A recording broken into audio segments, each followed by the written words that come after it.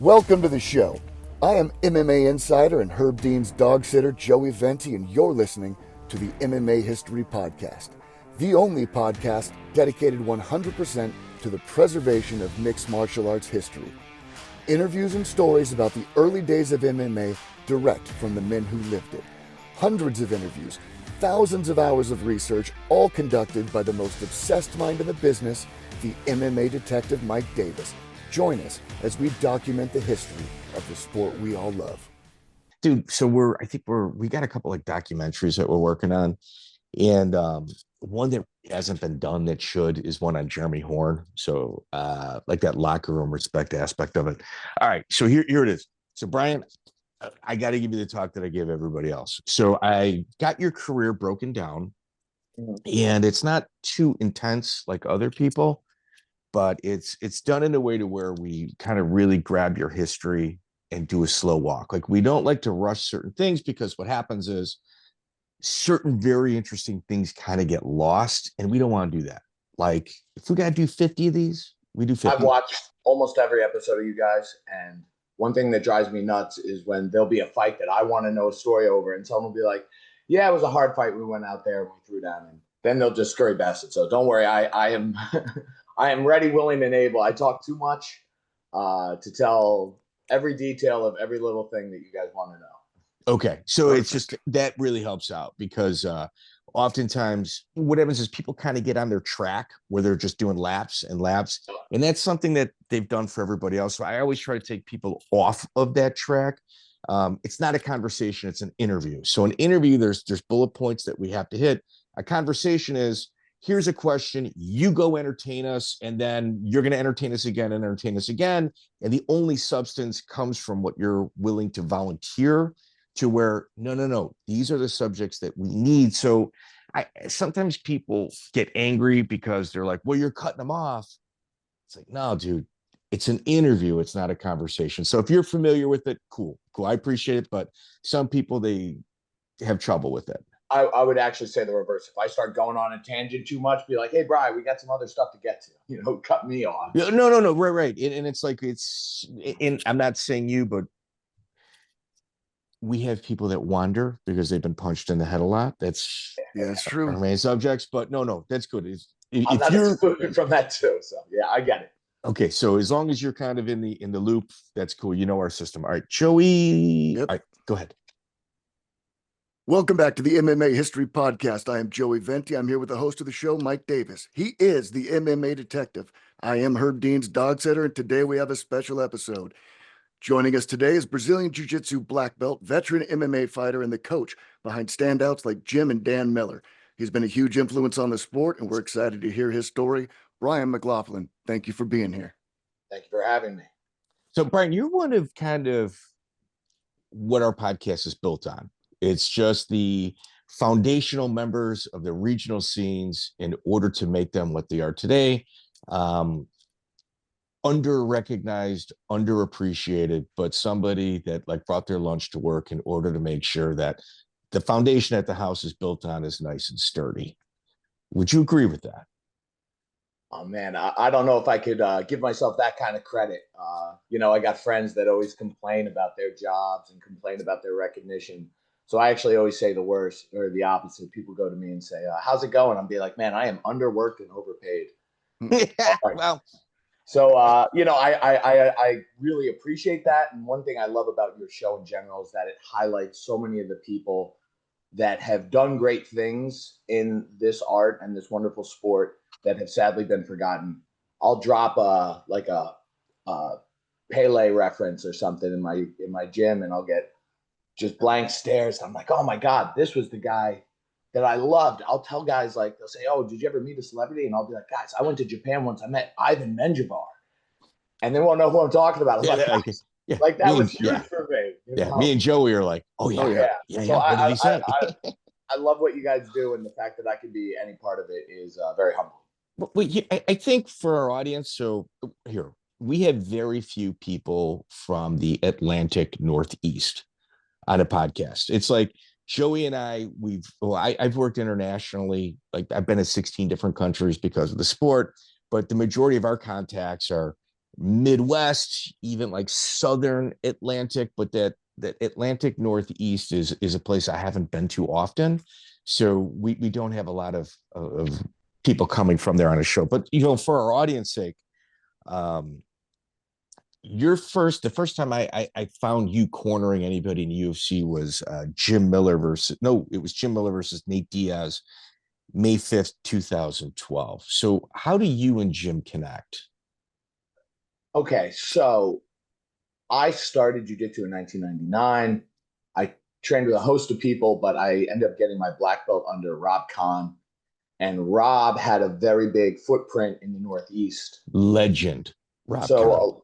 A lot of people went to him that needed, someone to be under, kind of like almost Ronins of the sport. And one of them was a man by Jeff Miller. He had a small gym that he used to run out of a fitness studio, and the fitness studio was called Planet Gym. So he said, I'll call it Planet Jiu-Jitsu.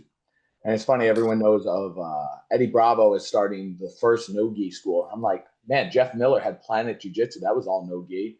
That was years before anybody even knew who Eddie was. And some really great fighters came out of there. Rich Antonito, Glenn Sandal, and Rob was affiliated there. So I used to go down there and train with Jeff.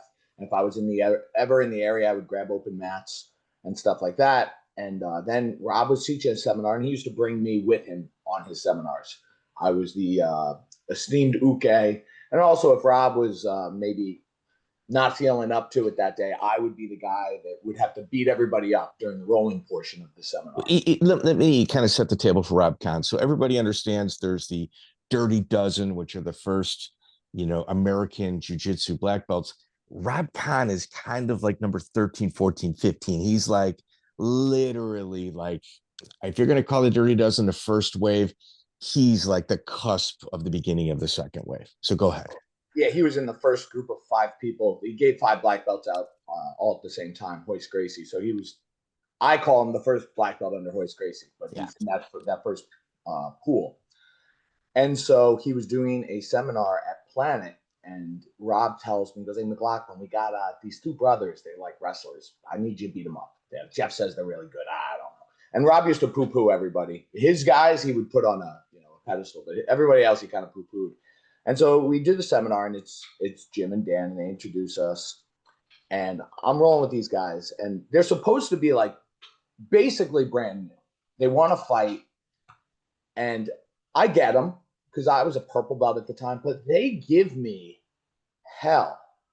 And we go out to like Applebee's afterwards or whatever, and I'm talking to them, and they're like, yeah, we were going to be college wrestlers, but we kind of got disillusioned with that.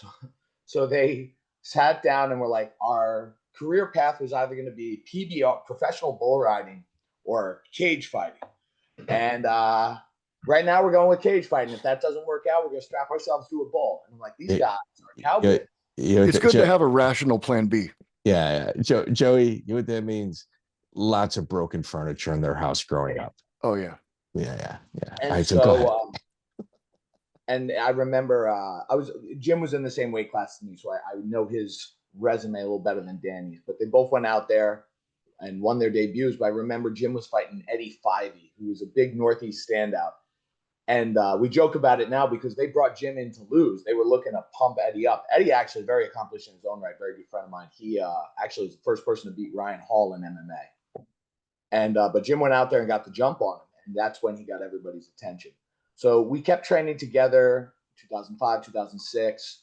Then Jim went to the AMA Fight Club after Jeff Miller I think he moved to like some Nordic country. So that's Mike Sestone for anybody keeping score, AMA, right? No, that's Mike Constantino. Mike Constantino. Oh, Mike Constantino. But really, when I think of the AMA Fight Club, I don't think of Mike Constantino. I give the credit to Jamie Cruz, who was Renzo Gracie legend. Okay. Mike, go ahead. Let's stick with the Millers. Yeah. But I was with Tiger Schulman's, and I had my own school. Jim went over to AMA, and we kind of went on different trajectories. We would keep in touch. And then eventually I was getting an opportunity to be on The Ultimate Fighter. And I was like, man, I need training partners that are my size, and I need training partners that come from a jiu-jitsu base. Tiger Schulman's was great, but it was mainly a striking base. And I'm like, look, I'm learning striking, but I'm a grappler. And so I asked Mike if I could join AMA, and he kind of gave me a like a tryout. So I had to come back years later, and I brought one of my top guys, and we went and just did like an hour-long roll with Jim and Dan, and they got a lot better.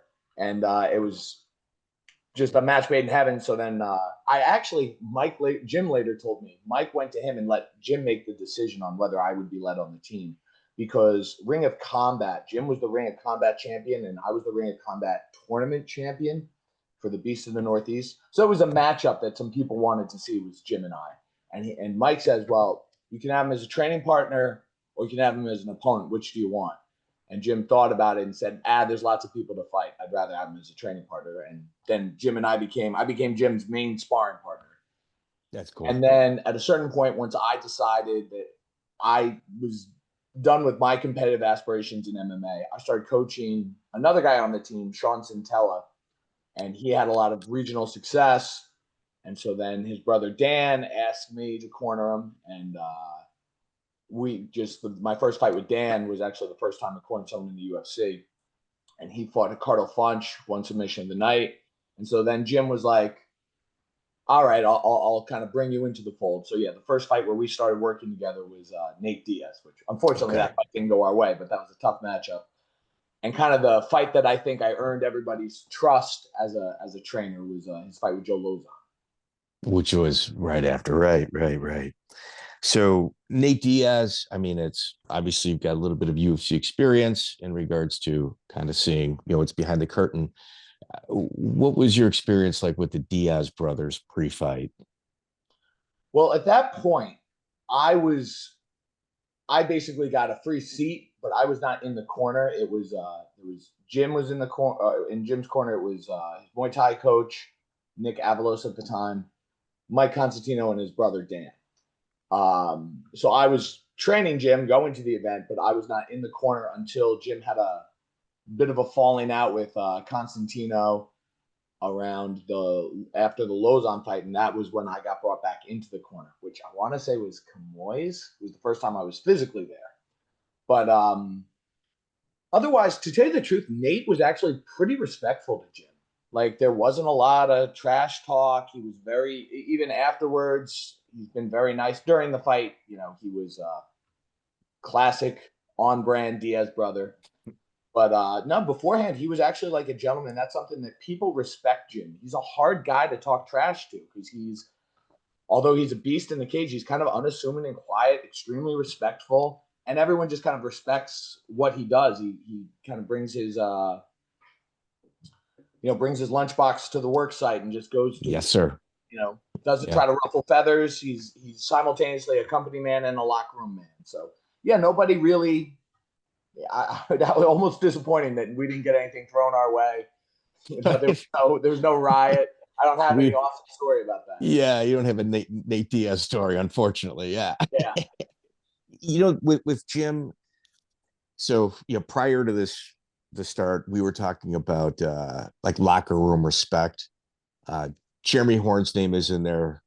Jim Miller's name is in there. It's like there's like a top 5 where you can make an argument of position, but at the end of the day, that locker room respect, it's like that's earned. It's just it's not given to you. So, all right, you mentioned Rob Kahn. This is where some controversy comes up. All right, I have a note stating that you started under a guy named Gene Simco. Okay, yeah. Okay, so what I'm going to do is, in the Northeast, there's almost like a veil of shame around people with where they started, because this is the reality. It was when Brazilian Jiu-Jitsu came here, what was it, 93? November 93 was the first UFC? Yes. Yeah. Brazilians came here, and where did they want to go? They wanted to go to warm weather climates. So they're in the anywhere South. Anywhere surfing exists. They're in California. So there's almost nothing in the Northeast. So what do people in the Northeast do? They're doing what people today would call like fraudulent things. They're learning on books. They're learning on videos. They're moving the coffee table and trying to copy what they see in Pancrase and UFC. And there was a collision of the reality of jiu-jitsu and American culture with martial arts, which is American culture with martial arts at the time. You need to be a whatever degree black belt. You couldn't walk in wearing a white belt and teach, you know? So what was happening was there was two people in my area, which was Mike Devine and Gene Simco. And both of them kind of did the same thing, which is they pretended they were something they weren't. Gene had a black belt in like a traditional style of jiu-jitsu, so he wore a black belt. Mike Devine, I have heard story. I've never met Mike. I just know him by reputation. Wore a black belt. And then once people got wise to it, then they did what a lot of Americans did at the time, which is they went belt shopping. And you just found a Brazilian that needed some eyes. You threw some money at him. You went to his seminars. You promised him you were going to bring him in for private lessons until you got a belt. And once that person demanded too much, you went to the next Brazilian to get the next belt and so on and so forth. So, yeah, Gene had a school called the New York Martial Arts Gym. And I remember I was, a skinny kid, nervous about getting beat up. And my uncle, who was into martial arts, had me watch the first couple of UFCs. I was blown away. And I went over there. And right around the time I was there, Gene brought in, who I really consider myself to be under, because this is who was teaching Gene and where the techniques came from, Fernando Sarmento Jr., better known as Cabeza, which is interesting, small, interesting tidbit, original coach of Mikey Musumeci. And so Cabeza was there. He was there at first on a soccer scholarship, like every Brazilian. He's amazing at futebol at Vassar College. And he was under, I think he was affiliated with the Machados, but also under Nelson Montero. So he would be there 2 days a week, and then Gene would fill in the rest. And then Gene was with him until they had a falling out, and then he brought in Marco de Lima. And Marco de Lima actually was, he was incredible, and he was from Danbury, which I don't know what it is about Danbury, Connecticut. There are more Brazilians in Danbury, Connecticut than that's like the exception to the warm weather. They settled there. Yeah. I heard it was like a certain type of economic opportunity for him. But and so when Marco came there, Marco had a gym in Danbury called like 4x4, I think it was. So we would go between Poughkeepsie and Danbury. At a certain point, I started kind of realizing Gene was a little bit fraudulent, and he wouldn't roll with people that were tough. So I just started following Marco around. I would only show up to Marco's classes. And then Marco brought in a bunch of Brazilians. One of those Brazilians, Glover Teixeira. Yeah, but Glover Teixeira is from Connecticut. Over when he was a white belt. So when he was doing lawn care is when you met him. Yeah, he was landscaping in the day, and then throwing around people in Connecticut and Poughkeepsie in the evening. So, okay, let me kind of help focus just a little bit. So Gene Simco, in 2001, he wrote a couple of jiu-jitsu books, and this is like pre-Henzo's book, pre-Helson's book. The rumor was that you wrote it for him. Okay, so this is what happened. That's always the beginning of a good story. That's the beginning of a good story. This is what happened. I could do a whole podcast. I could do a 3-hour podcast on Gene Simco. We've got questions. Go ahead. Yeah. No, he's a very controversial figure, and it's good because it's like a lot of he was not legitimate in many ways, but a lot of people came out of that school are. It's almost like what Mickey Gall said after he fought CM Punk. He said, "Hey, this fight is a joke, but I'm not." And it's like a lot of people are ashamed to admit that they were there. They want to whisper about it. Like, okay, yeah, I trained there. It's like, look, guys, it's been so many years. We can come out in the open. It was 1999 for me. And so he was in a band trying to make it as a musician, almost like Eddie Bravo. Couldn't, ended up going to martial arts. He'd done them as a kid. He got in a black belt in traditional jiu-jitsu, ends up going Brazilian jiu-jitsu. And so he writes this. He has a website called jujitsu.net. If you look in old archives of jujitsu.net, you can see me being an uke with a very unfortunate haircut. And he would post techniques online. I even copied it. I had a site, BJJ Fighter. I would put techniques online. And it was like the world was starved for jiu-jitsu information. So the fact that he was doing this. And English, because it was mostly in Portuguese and people couldn't understand. The Brazilians, they weren't putting books out. No. And so it wasn't like, you would look at it today and be like, that's what they were putting out. Hey, man, that's what we were doing at the time. A cross-collar choke was like a secretive move.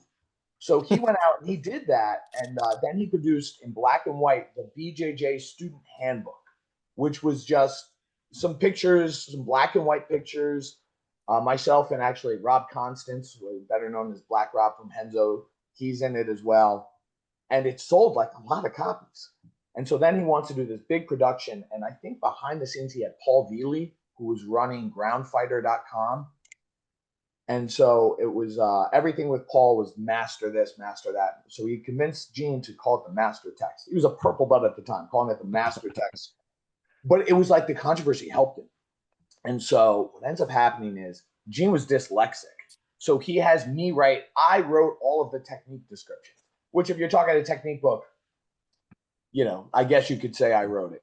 I don't love saying that mainly because like he rushed it. So there's like a lot of mistakes in it, like left here, right there. So, but he was smart in that he leveraged his friendships. He was friends with somebody who was a photographer. So they did it for like pennies. He was friends with somebody that did printing. So they did it for like pennies. There were 3 sections. There was gi, no gi, and what he called Vale Tudo. But it was basically just MMA stuff. And so I did it for $200 a section, plus I think it was like a year of free training. And that actually caused a falling out between us, which I could get into with the year of free training. I torn my ACL.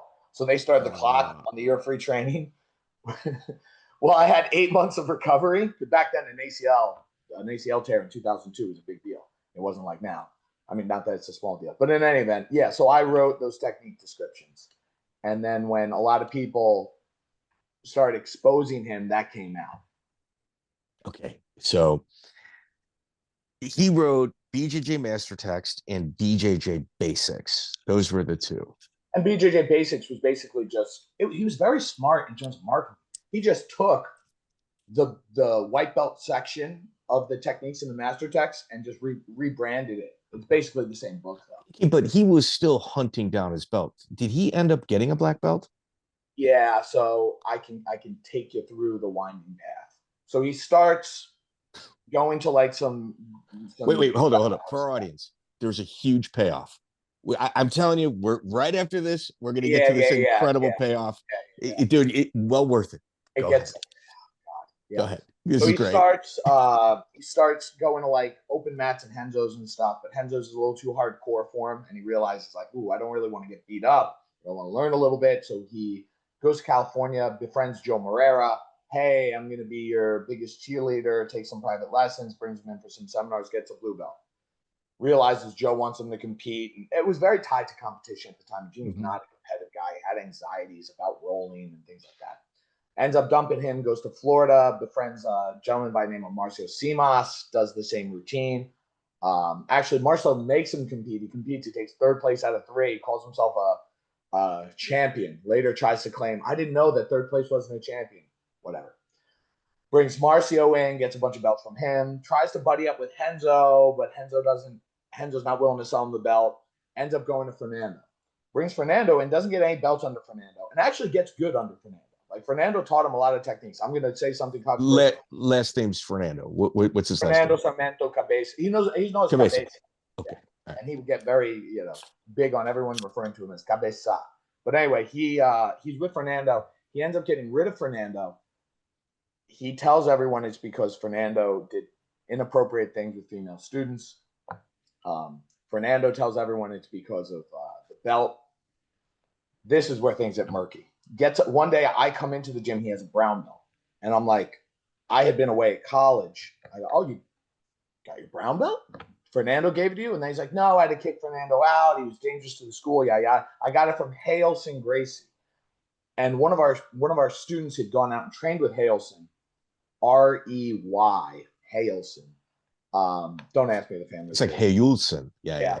Also, I'm friends with Rose Grace, who should be mad at me for not knowing the lineage. Also controversial, but go ahead. So one of the students in the gym went out and trained with Hailson for a certain amount of time while he was like on vacation. And so I guess that hooked them up, and he made a bunch of promises to Hailson. Hailson says he never told him to put the belt on. Gene says he does. Then things go south with Hailson. He talks to Michael Jen and says, Michael, please, I was given this brown belt, and now this guy's trying to take it back. And he kind of told this story, which did happen. Brazilians used to, for lack of a better term, screw Americans. So it was like plausible deniability, please. And he brought Michael Jen in. And Michael said, I just certified that he's a brown belt. I didn't give him the brown belt. He already had a brown belt. And that's where the controversy comes in. Then a bunch of people threw shade at Michael Jen, and Michael got caught in the middle of it. And Rob was the head person throwing rocks at Gene. And Rob's got an aggressive personality, especially back then. Okay, you talking Rob Kahn or Black Rob? Rob Kahn. Rob Kahn. Rob Kahn is not somebody you want to tell what words worth. Back then, Rob was like the kick the door down, give you the New York peace sign, set the room on fire. That was just his approach to things. Very funny guy. I used to get into fights, like literal like challenge matches. I didn't even know the person. He would just call me, and I'd find out he got in an online argument with this person, and now there's $300 on the line. I have to meet them somewhere and fight them. That used to happen more times than you would believe. And so in any event, Rob ends up saying he's going to show up at the gym and fight Gene, and Gene, loses. And he and to tell you the truth, I didn't realize that I'm starting to catch on, but I felt like I would have fought Rob at the time. I'd have gotten my ass kicked, but I'd have done it. Of course. So, then Gene, this mentally broke him. It really mentally broke him. And prior to this, he had also started making money. And he'd been high on his horse, and he did some inappropriate things with some young students. And so the whole gym started falling apart, and people started leaving. I stopped going to his classes. I was just going with Marco. So he started kind of getting angry at me. Then someone took me to train with Rob, which was, an incredible experience for me. And then he didn't like the fact that I was doing that. He kicked me, and pretty much it was almost like the Hudson Valley version of when Carlson Gracie kicked everyone off the Gracie team and made all these proclamations. So I was part of that group that got all kicked off. Okay. So Joey, here's the interesting thing. Gene Simco is a very, very smart guy. And smart, so there's a term in law enforcement called criminal mindset. Right. And a really good cop has a criminal mindset, except they make good decisions. But it's like, if you've ever dealt with a real criminal where you're trying to make business with him, and you're like, man, this guy's dangerous. He's really smart. I'm going to get duped. I got to stay away from him. And in Gene Simco, I'm not calling him a criminal, but I'm saying that he absolutely has the ability. Okay. I'll call him it. You can put it on me. But he has that type of mindset and takes full advantage of it. So if you were to look up Gene Simco, and then, we're not going to say it, but SA in regards to something really horrible happening to somebody, the top Google search comes up with his excuse as to why it's not true. He just wrote a book about it. He wrote a book, From Jiu-Jitsu to Jesus. Someone sent it to me as a gag gift. I'm like, oh my gosh, this is a man of God. And I have to be careful in that. This is what they all do. This is what they all do. So this is the problem. This is where I am conflicted. There is someone that is pastor at my school who is an amazing person, who is a Christ-like person. Good. And this person did counsel Gene. So out of respect for him, I'm not going to say that he hasn't made an authentic, an authentic rebirth. I hope he has. I question it. Because of my experience with him. But he's involved in. He himself is a pastor now, and it's funny because I'll just out of morbid curiosity, I'll watch his sermons. And I'm like, oh my gosh, he's just replaced Jesus and jiu-jitsu. It's a complete rebranding with the same approach. So what gets murky in regards to my research is that I couldn't find out if he's registered or not. Yeah, so I can tell you about that. Oh God. Yeah, so I have to be a little careful in that there were certain things that I was given access to, and I don't know if I was supposed to be given access to it. Here, wait. I'm worried because Gene is very litigious. Yeah. What I'll say allegedly. Okay. I am of the opinion that if someone were to see all of the evidence and know all of the facts the way in which I know them, they would come to a conclusion that would lead to a judgment that is very poor against Gene. Gene ended up, he was accused of inappropriately touching an underage girl, a girl that was at the gym, a girl that's actually the sister of one of the other prominent black belts that came from that gym. The only other. That's not no names. Yeah, no names. I'm okay. not Yeah. But he tried to. This person opened up a gym. They're one of my bigger competitors. Gene tried to paint it as, because it was years after the fact. Gene tried to paint it as, hey, this is a business competitor trying to rival. That's what comes up first Google search. Yes, number one. Gene and other people in his inner circle had a problem with alcohol. I don't drink alcohol. I've never had a sip of it. And one of the main reasons is I would be around these people that I was friends with. Because I was 15, I didn't hang out with like kids from my high school. I hung out with jiu-jitsu guys. Well, in the 90s, people who trained jiu-jitsu were psychotic cage fighters or wannabe cage fighters. So it's like I'm hanging out with people that are 25, 26, 30, and I'm 15, and I saw a lot of people doing drugs. I saw a lot of people drinking alcohol. You learn by experience. And I'm like, that's not anything I want a part of. So Gene used to bring people to his house and just get obliterated and just say and do things that were terrible. So I wouldn't go. This young lady went, whatever transpired, and then he tried to paint it as this is just someone. He's a victim. Yeah. This is just someone that's trying to get back at you business wise. And he got arrested and he ended up pleading guilty. And I think a lot of it, and this is with a lot of cases concerning the sensitive topic, having to go through the trial and exposing everything publicly and testifying and digging up all of the dirt, having to deal with the defense is sometimes a worse punishment than whatever you'll receive in terms of restorative justice. Does that make sense? Yeah. So I think a lot of times the victims want to go through that. Yes. So as a result, they're like, look, he's going to plead guilty to something. Okay. And that's very true. Like what you're saying is very, very true. Like I've seen it in person.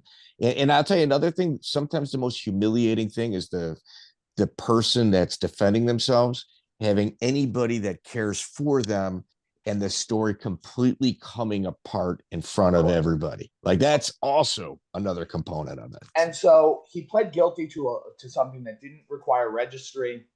Wow. Good for sure. It was essentially a slap on the wrist, but it created a black mark on his reputation that exists to this day. And he went on a very big PR campaign. He was very good at search engine optimization. I learned a lot about business kind of by seeing what he was doing, how he was able to generate content, put his name out there, get SEO. And he went on this really strong offensive, which hurt him in the community more, but might have saved him publicly. I'm not. You have to ask him about that. Let me like my belief when guys do that, for the people that know, they know, but for the kids and parents, the kids in women's classes, they get saved because those are the people that are kind of like walking through the door that pay your bills. Right. So he when you see that type of search engine optimization, like I was telling Joey about this like a couple days ago. It's not unlike what Lloyd did. Yeah. Well, in terms of just SEO, it's not unlike what Lloyd did. Okay. But like when you see that, like a discerning eye, like the three of us have, it's a major red flag. And especially when it's like, well, this is his alibi that's coming up, number one. Like this is, it doesn't say paid for, but you know it is. Like this isn't coming up organically. Just out of curiosity, how old is this individual? The girl. Are you talking about the victim? No, let's not. No. I mean, that's not what this is about. Well, what I will say is during the trial, she was an adult because she was talking about something that happened years prior. She went to therapy. All right. This episode gets into some murky waters. We're talking about a guy who was accused of an SA. Now, if any of us were accused of that, we would want to clear our names. At the MMA History Podcast, we very much enjoy not being sued. So I am going to share with you Gene Simco's attorney's words denying these allegations. My client denies all allegations. The complainant is an adult who is alleging something happened 6 years ago, yet apparently reported it to nobody until now. The complainant now makes these accusations 6 years later at the same time her brother has opened a competing jiu-jitsu school a few miles from Mr. Simco. Gene Simco is a successful Martial arts practitioner and businessman, the motive behind these accusations is clear. They are being used for financial gain through an internet campaign to defame Mr. Simco, hurt his family, and his business. Mr. Simco was arrested about a month ago, and within a few hours of his arrest, the real reason behind the allegations became clear. An individual who was a friend and associate of the complainant's family, as well as a business competitor of Mr. Simco, put these allegations on the internet. This was weeks before charges were even filed with the court. Since that time, the allegations have appeared on numerous martial arts websites where they have gotten tens of thousands of views. Unfortunately, many people in the martial arts community, possibly like many of the rest of society, do not consider the presumption of innocence when there is an allegation of sexual abuse. It doesn't matter how the allegations are being used, just ask the Duke lacrosse players. This was written by his lawyer, Kent Benziger, and I hope that clears things up. All right. So just so everybody can kind of follow along, Gerald Streebent, who also had this accusation, when those voices, when they become adults, it's like that's what I always like to say. Like, you can do something to a child, but one day they're going to have a voice, and it's going to be an adult voice.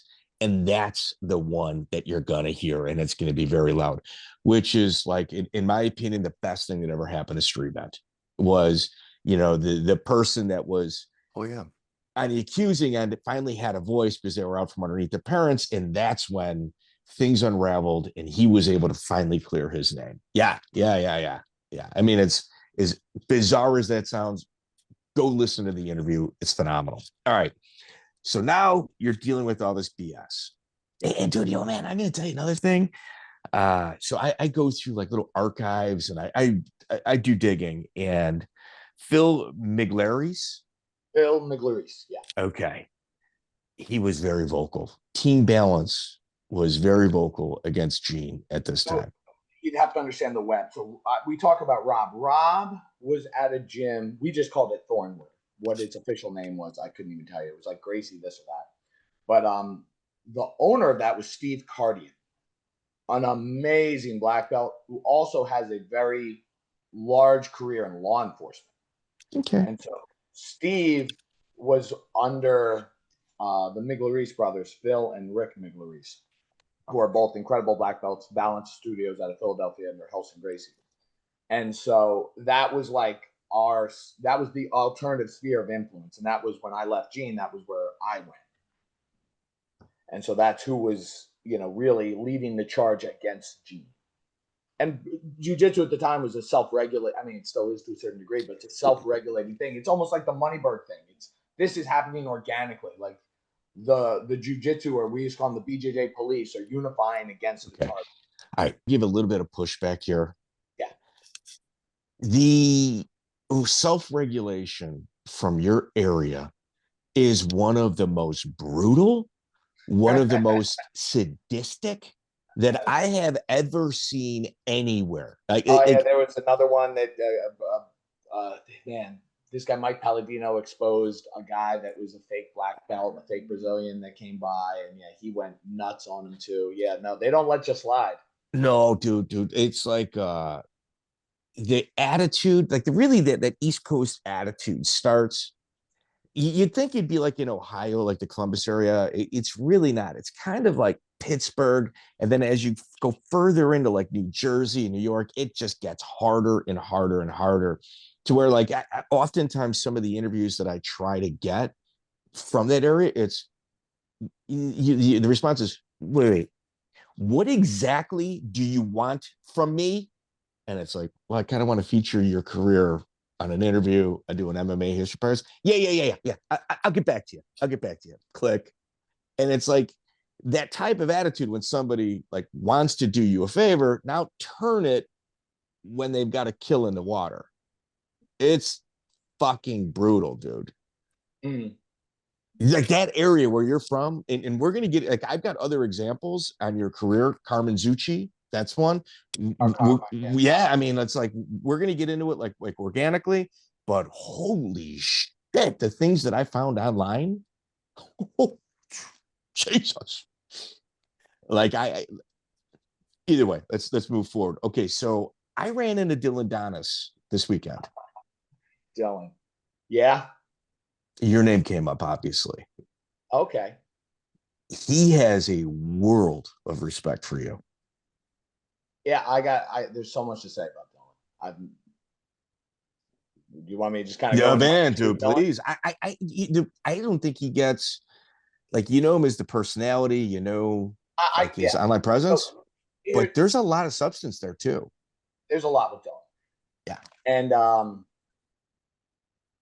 so I met Dillon at the AMA Fight Club, and Dillon was the teenager that was like boisterous and against the grain.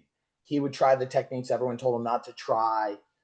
He would want to, you're not supposed to ask higher belts to roll. And he'd be like, "Hey man, let's roll." And like he would say something kind of like sarcastic, like, I'll bet I could get you. And so he reminded me a little bit of a more aggressive version of myself when I was younger. So I liked the kid. And so and I want to understand, this is a teenager, but I used to be able to beat him up and kind of put him in his place and then say, "Hey man, you're going for that move, try this instead, try this." So he idolized a lot of the higher ups. And Jim and Dan, they wouldn't give him as much attention or pay him as much mind as I would. And then this kid got good. So what Constantino used to do at the end of pro practice, once he got welcomed into the MMA pro practice, we would have a ground day. And there would be this mat full of people. And he'd say, "Okay, it's submission only. If you get tapped, you can go home.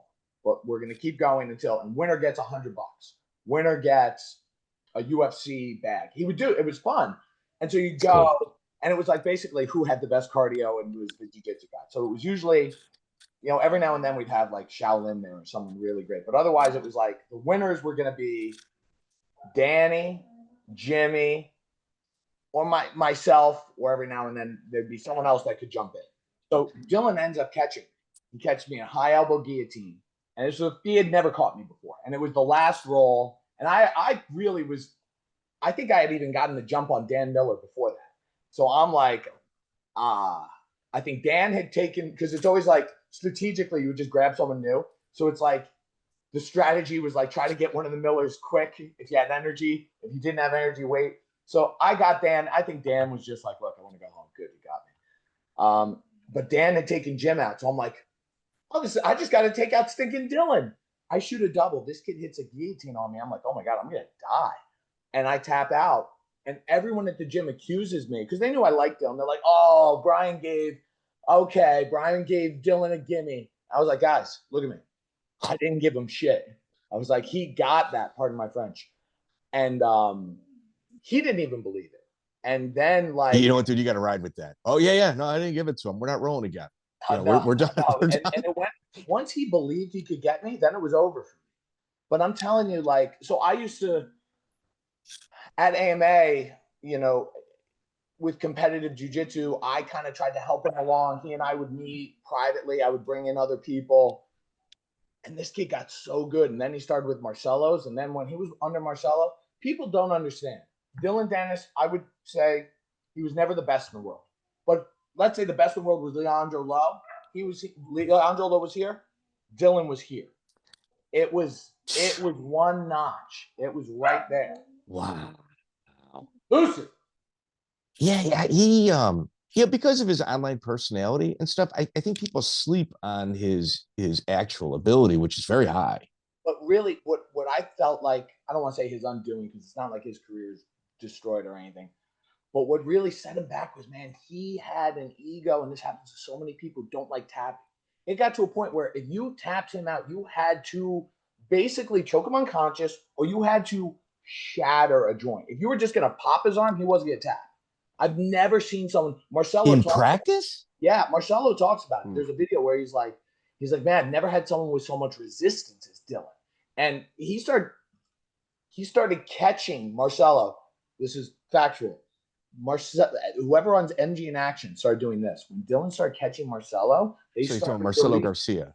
They started releasing old footage of Marcelo beating Dillon up, but presenting it like it was new. And I knew, because I'm like, dude, he's sponsored at a certain point. He had like a Show Your Roll sponsorship, so he only ever will Show Your Roll stuff. I'm like, he's wearing a Cluck You shirt. I go, that's like when he first came to Marcelo's. They don't want to show the new rolls because Dillon was doing that well. But the thing that really derailed his career, in my opinion, was when he faced Gary, and he didn't tap, and he got his knee destroyed, and he was almost too prideful to get the surgery. We had this amazing surgeon, Dr. Robin, that helps people on the team. And then he finally got the surgery long after more damage had been done, and he had full rejection because I think they used cadavers. And that was when everything went downhill for him. It's like he will physically, I don't want to say, I pray and I hope that Dillon returns to form. But in my opinion, the physicality of Dillon Danis at his peak will never be repeated because of all this terrible injury. And I watched that match. It's like I had someone just have an Anderson Silva leg break because they wouldn't tap to a heel hook. It's like, guys, it sucks. And I know you and Gary were talking trash. Just tap. Just that. You lost anyway, man. So it's like that really set him back majorly. But I'm telling you, a prime, in shape, physical Dillon Danis was amazing. The thing that kills me too is I felt like Dillon was an impressionable kid. And Marcelo was the best thing that ever happened to him. When he was with Marcelo, he was respectful. He was humble. He was like Marcelo. And when he was with Connor, he was like Connor. And I think that fed into this personality and this persona that now he can't get out of. That's what I think. Like, he's not that persona. It's part of him, but he's not totally that. He is a cool kid. He is a guy that's hardworking, disciplined, and respectful. But it's like he can't undo this now. It's like he method acted. I was hearing this thing about how Randy Savage couldn't stop doing the Randy Savage, the Macho Man voice until it became his voice. It's like Dillon, he's now become this person that's throwing around money and flipping people off and starting fights everywhere. He can't come out and just drop the facade. And to me, that's unfortunate. And I want to see him be successful. Okay, so my interaction with him didn't go well. And I think by in part, I figured you got a phone call. He didn't call you. No. Okay. He's upset at me because anything now that you say against him, he takes as like this personal Okay, attack. well, I'm going to say something against myself. And so I figured, I'm like, I thought I fucked the interview up. I'm not even going to lie. So I work for BKFC, full disclosure. Dillon was there.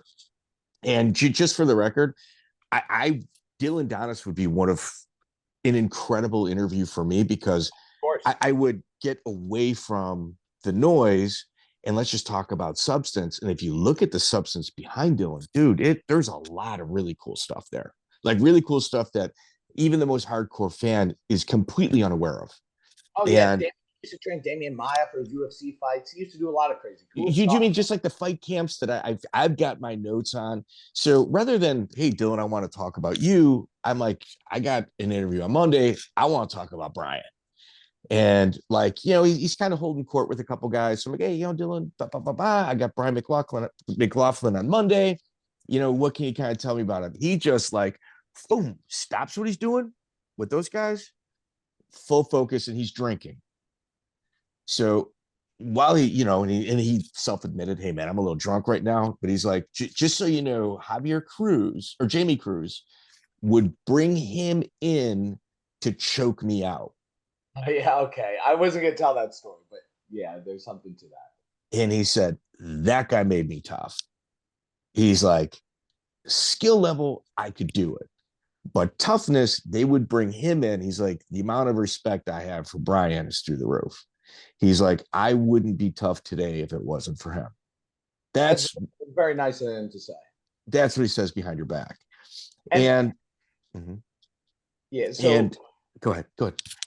It's a Dillon, just like when he was younger, he used to talk a lot. And there was this phenomenon that I don't even know if it still exists the way it did back then, but we call green lighting somebody. Of course. And he had said something. He got out of pocket with Jamie, and Jamie was the head guy. And so Mike used to pull me aside and be like, hey, listen, I'm going to put you with Dillon next round.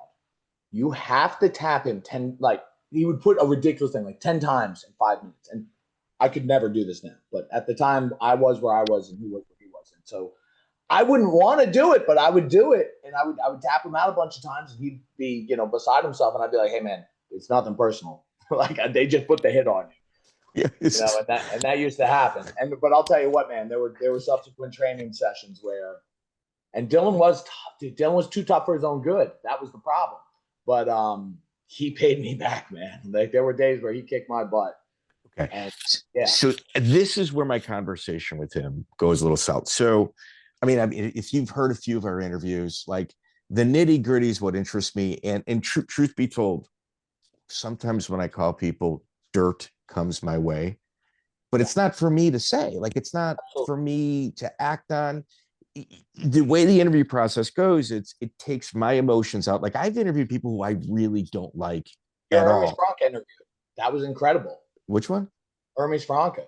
How you were able to, you didn't run from the fact that there were controversies, but you weren't calling them out either. No, and it's up to you to talk about it. You're the person, the subject. Like, this is your opportunity. So it subtracts me from it. So he was drunk, admittedly, his end, not mine.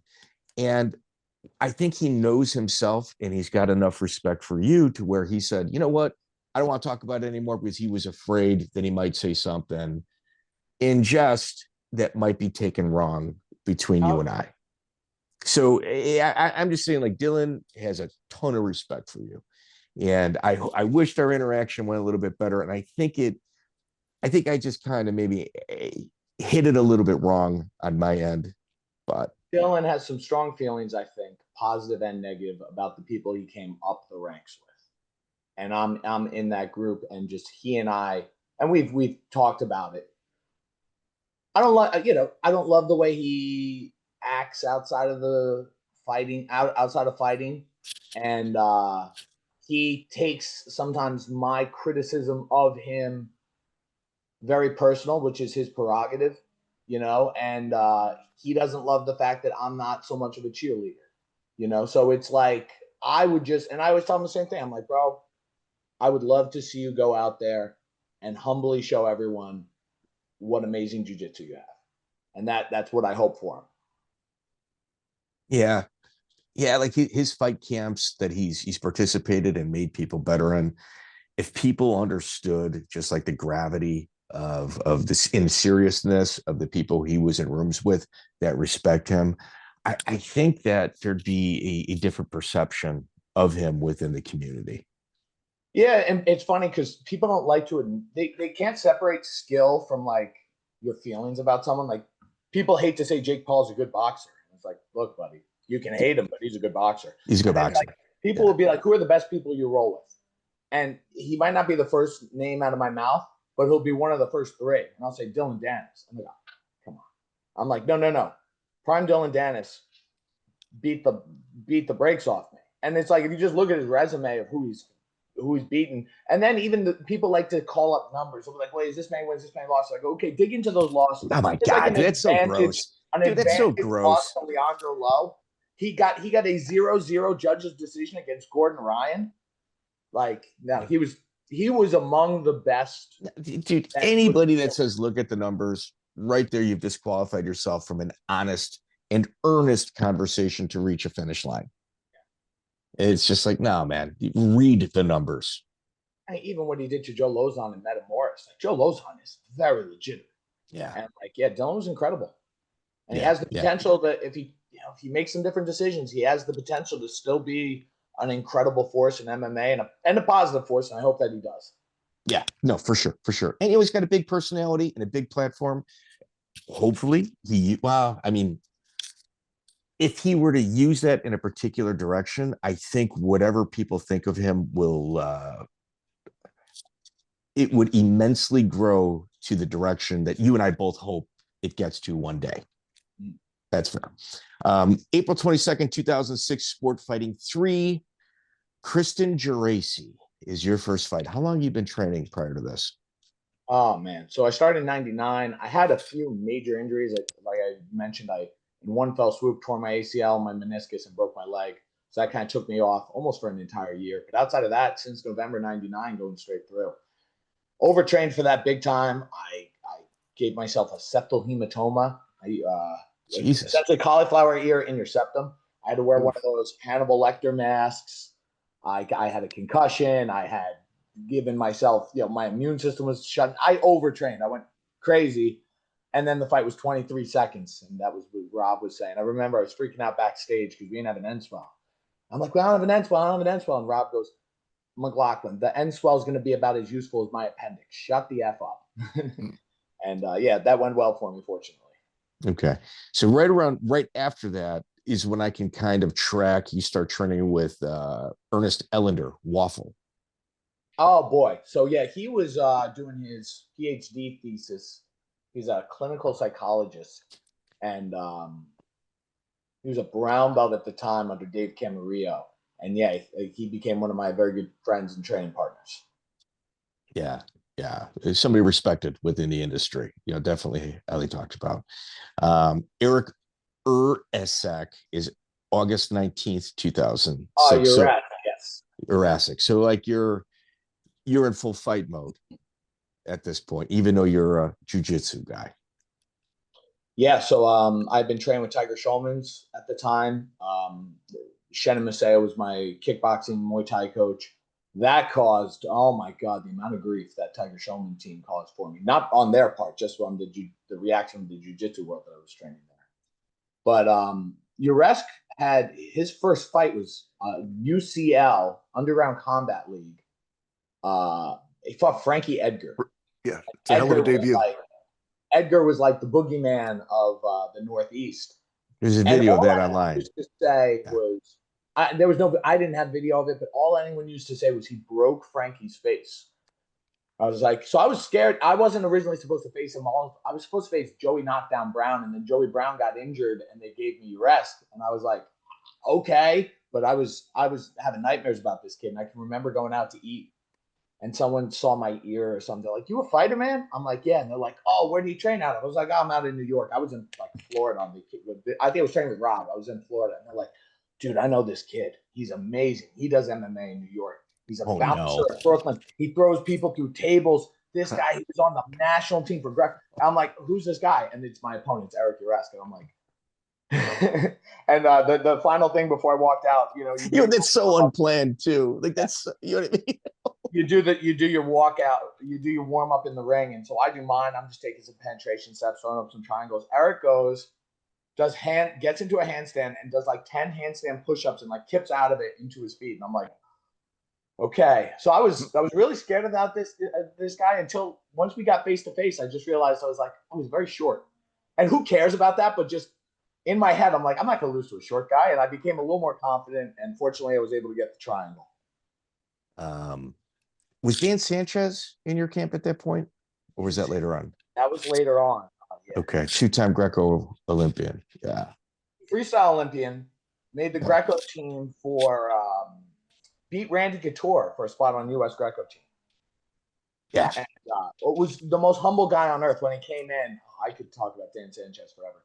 But when he came into my place, I was like, have you trained before? He's like, I did a little bit of wrestling. And then people later told me about him. And I was That's like, what they all say. I was like, and then he eventually, I figured out he had been an Olympian, and he was embarrassed about it. He goes, I look for Puerto Rico. I'm like, so what? He goes, that's not. He goes, in Greco, I made Team USA, though. And he told me about beating Couture, and then I would tell people he beat Couture. And all he would say is, Couture beat me in college. So it was like he was almost annoyingly humble. Amazing father, too. His son's valedictorian of his high school. He was in the Department of Homeland Security. He caught like capital murderers. He was an amazing, amazing guy. He's like Just a badass. A badass. But he taught me Greco, and knowing it, so that helped me a lot on the jiu-jitsu scene. I ended up getting some big throws that I can 100% credit to Dan Sanchez. Okay. It helped you in a few jiu-jitsu matches that we're going to get to. You also worked out right around this time with Shawn Alvarez. Oh, saying I worked out with him is giving me almost too much credit. I might have given myself tendonitis from tapping so much. Shawn was incredible. One of the greatest athletes I've ever seen. I remember I'm playing open guard and he no-hand cartwheels over my head to my back. And I'm like, I never thought anyone would do that. His athleticism was wild, but one of his black belts was a guy by the name of Jojo Guarin. And Jojo was right around my size. And he became one of my good friends and training partners. And later, he and I had a competitive match at ADCC trials that was razor thin. So yeah, I did train with Alvarez. I met Alvarez through Rob Constance or Black Rob from Henzo's. Okay, so anybody keeping score at home, um, he lived in Abu Dhabi for a while. Like he was like one of the original hookups with Sheikh Teknoon, lived there for a while, and he I think he took second twice. There He was the was original Craig Jones. He just he couldn't was beat yes. Rico Rodriguez and Mark Kerr were able to stall him out, I think. Joey, he's got to win the sumo guy, Mark Robinson. He's Yeah. got to win over Mark Robinson, the ADCC. That was super controversial. According to Mark, our interview with Mark, he was offered $50,000 to not win the fight, and Right. Mark left the venue. And it's recorded as a win for Shawn. And yeah, it's just real like those early ADCCs. I think we're going to start doing, do you think you know BJJ trivia? And little things like that, those early ADCCs, we're just going to hammer. I think we're going to drop them on Sundays. But Alvarez, 100% like the original Craig Jones. That's a really good analogy. Yeah, he was a stud. Did you just go and visit him, or did you ever think about maybe get a little bit more involved? Well, he was in White Plains and I was in Poughkeepsie. So it's like, and Thornwood was almost like a meeting of the minds for a lot of people that were high level. They would just come through there. It's almost like AMA Fight Club. Like you'll see a lot of the guys that came through there, but they all had their own home gyms, and then everyone would meet at different places. If you were in the Northeast, that's just how it was. So it'd be like, oh, I'm a Tiger on Wednesdays, and then Friday we're at AMA. Oh, and then Monday, where's there an open mat? Oh, there's an open mat at Shawn Alvarez's place. Okay, we'll go there. Oh, there's an open mat at Henzo's. We'll go there. There's an open mat in Danbury, Connecticut. We'll at Best Way Jiu-Jitsu. We'll go there. So it's like at that time it was, and it wasn't like internet forums kept everything alive. There weren't like social media pages and things like that. So I would just run into Shawn kind of randomly at different places, and I went there for Shawn's instruction was incredible, but I really went there for JoJo. So, Okay. And JoJo ended up opening his own place, East Coast United. So then later I would be going there to get rolls in with him. Yeah, fascinating. Absolutely fascinating. Lou Neglia was the promoter for Ring of Combat. What was your interactions like with him? I mean, Lou's a promoter. So it's like, first thing I'll say is this. A lot of people dog Ring of Combat for how their pay structure was. He was smart. People didn't like that they got paid what they were worth, and what you're worth is how many tickets you sell. So like Lou loved me because I would sell tickets. I kind of knew the game. It's so hard for me to explain to people now what the game is. Eddie Alvarez should write a book on how young fighters should promote themselves. Yeah. He would sell places out. It's like you sell tickets, promoters like you, they're going to give you favorable matchups. You win favorable matchups, you get in big promotions. You get built. The game. Yeah, you get built. So I didn't take it personal. I think one thing, so I had a good relationship with Lou. I also took a couple of very late notice fights. So he liked me there, but then there was one interaction we had where he really didn't like me, which was the Ring of Combat tournament. We'll get into that. Yeah. So, but Lou's always been good by me. So, and the Ring of Combat tournament changed my life. So I got nothing but good things to say about Lou Neglia. So your original opponent, or the first time that you fought from was April 27, 2007. Carmine Zocchi, a name that came up earlier, at the time, kind of a controversial figure in your area as well. Well, I mean, it depends on who you talk to. So Morello, I think I remember the Brazilian who he was under. You guys did a very exhaustive interview. That UFC better early. Marcelo Melo, yeah. Yes, that's who he was under. And it kind of like you say, the BJJ police. It's like some of these guys would go after people, and they exposed a lot of people that they should have, and then there was like friendly fire, I would call it. They would go after a lot of people who was just like, hey, this guy doesn't train in the gi, or this guy doesn't do jiu-jitsu competitions, but he's still out there doing great work, teaching and doing maybe MMA fights. And they'd be like, oh, well, we don't know how legitimate this guy is. So they would just throw heat at everyone. And some of that heat got thrown Carmine's way. But I knew Carmine as the jiu-jitsu coach for Rhino Fight Team. And yeah. Rhino Rhino was a force back in the day. They were legit, dude. They were legit. Yeah. Jose Rodriguez, Kevin Roddy, Frankie Edgar, Chris the Story Ligori, like a lot of beasts came out of that gym. And so when I was going to fight Urest, one of the things I would always do, because there wasn't footage back then, but what you could do is you were fighting someone, you'd be like, okay, who beat this guy? So I was like, Frankie Edgar beat. All right, where's Frankie train? Frankie trains in Rhino. I'm going to go to Rhino. So I hit those guys up. I was like, hey, could I get some training in with you guys? And they're like, yeah, who are you fighting? I'm like, I'm fighting Urest. And they're like, yeah, we know Urest. Come on by. So I remember I trained with Tom Galecchio and Carmine. And Carmine was really cool, and Tom was really cool.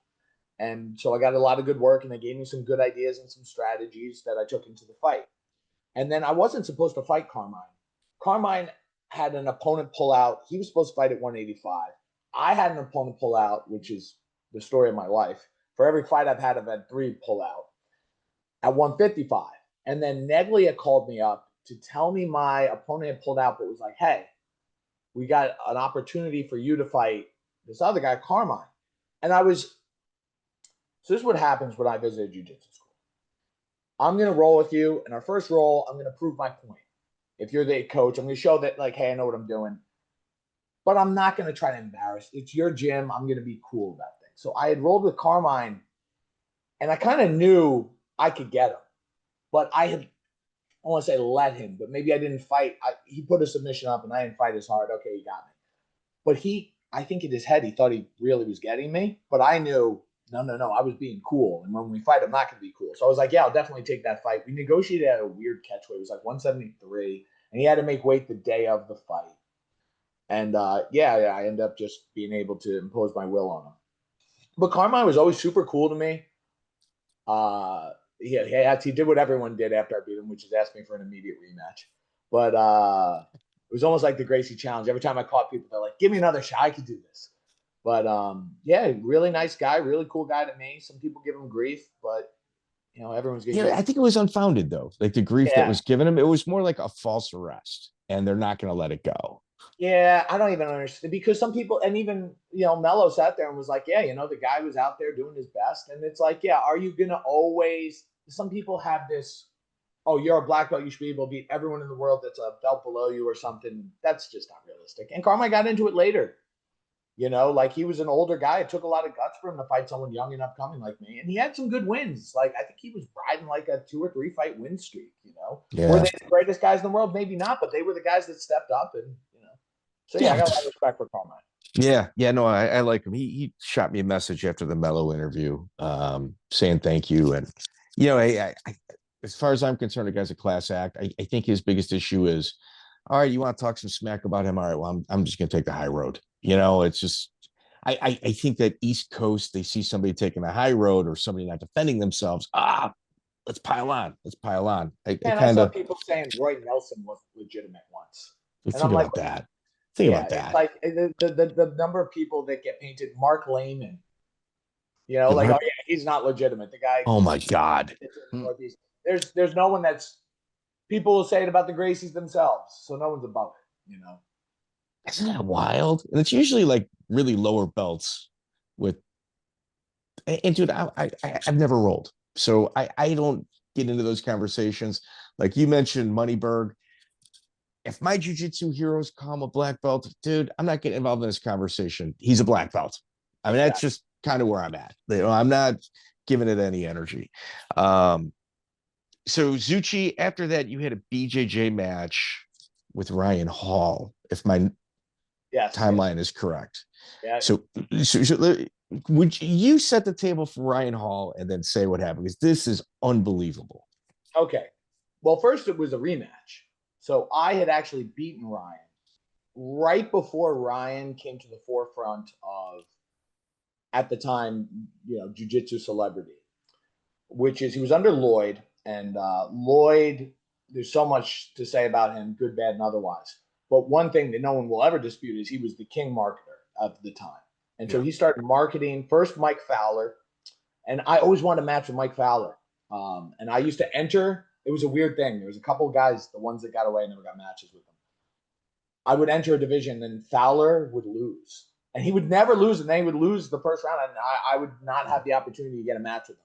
So then Fowler kind of did his own thing, and then Ryan was the heir apparent to the Mike Fowler legacy. Predecessor, yeah. Yeah, and Ryan was incredible, and I beat him at like a Naga World Championship. I didn't even know who he was, and I beat him by a lot of points. I just kept passing his guard, but he was the one person in the division I didn't submit when I won.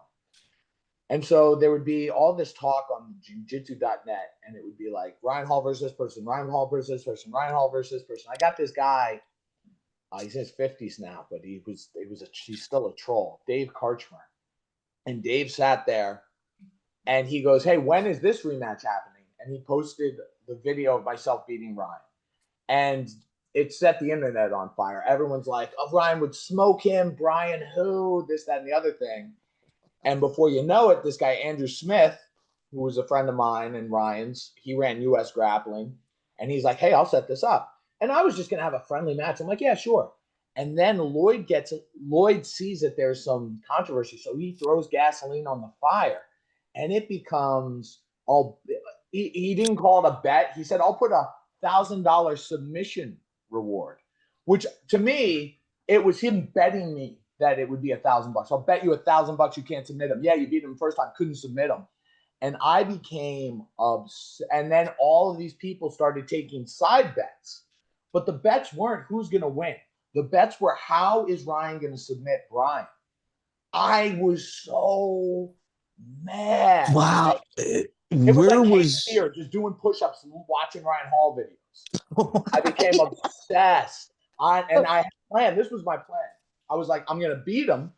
I'm going to tap him. I'm going to take the money and literally throw it in Lloyd's face, double birds the crowd, and walk off. Like it was going to be my heel turn. Okay, but Ryan Hall, I can't confirm this, but I was told by a really good source that they believe, like that's how it was presented, that Ryan was on a 50+ win streak at the time with all submissions.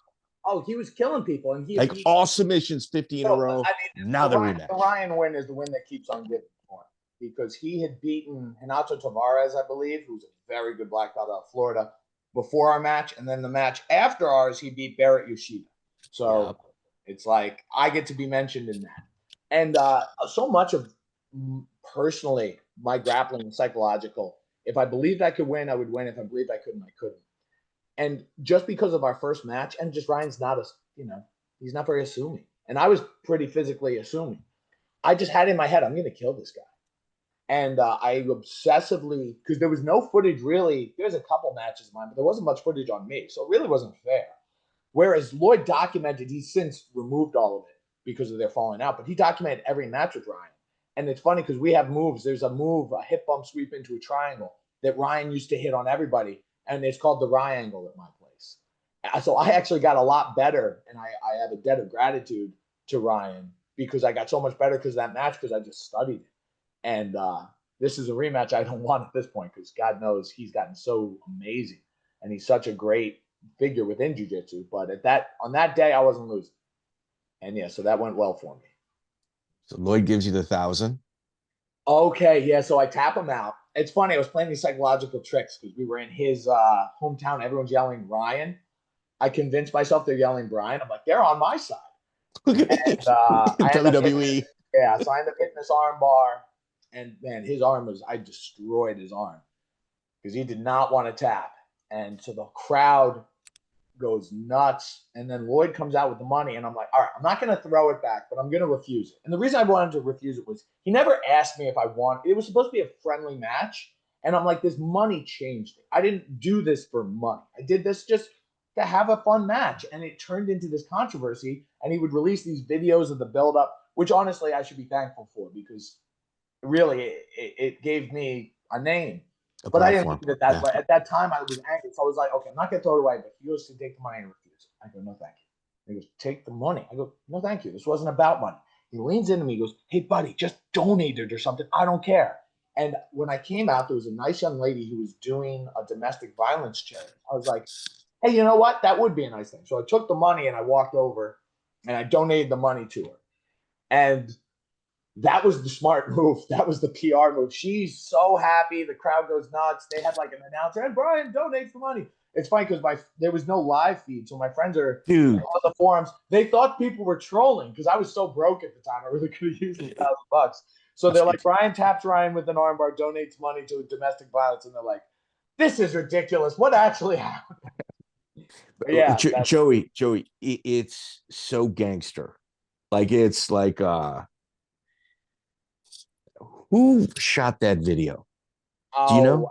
I think it was U.S. Grappling, whoever was Okay, running. so they edited out the in between of what took place, and I think it was to kind of lessen the fu towards Lloyd, to be honest, because it was like no. Okay, boom, and like you were just like, I told you no. All right, here's my no, and like it was almost as if it was edited as a oh man, like this is brutal. It got a little awkward because I want yeah. to say that like Lloyd was someone.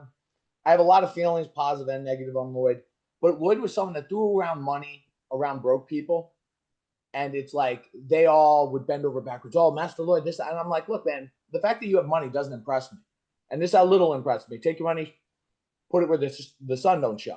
That was what I was trying to say about Well, let's start with the positive because Lloyd is one of those controversial figures, and I've got you got to remember, like I'm looking at the trees through the woods, like I'm not in there, so I kind of have a little bit of a different perspective. Let's start with yours about Lloyd, the positive. Well, the positive is this. Number one, I mean, he trained with Leo Dallo. The guy's essentially self-taught, and he has produced more homegrown world champions than anybody. And he brought high-level training, which honestly, he took a lot of the ideas from American collegiate football and brought them into jiu-jitsu. And he called out a lot of the problems with the culture of jiu-jitsu, you know, with not training hard, with not doing the reps, not putting the work in, not doing tape study. So he changed the game from a coaching perspective. And it was what he's been able to do. Also, like I used to go and train at his place in Camp Springs when he would run some of his marketing seminars. And those are some of the toughest rooms I've ever been in. My roles with DJ Jackson were like, man, this guy is next level. So he doesn't get the credit as a coach that he deserves because it's really It's almost diminished. It's intentionally diminished. And you can't. Guys like Malachi Friedman, he has guys that and also he was one of the first people to invest in a kids program, like his coach Master Donnie, the Killers, and they started as children. And it's like what he was able to do, investing in a kids program and going into poor, underserved areas and bringing those people up is really incredible. The second thing is the idea of actually running a business like a business. Yes. Lloyd changed my life in that way. And I'm forever grateful for that. But marketing can be used in a positive way, and marketing can be used in a negative way. Marketing itself is like a firearm. A firearm is neutral, you know, or fire. Fire is neutral. You can do something. You can burn your house down, or you can cook food with it.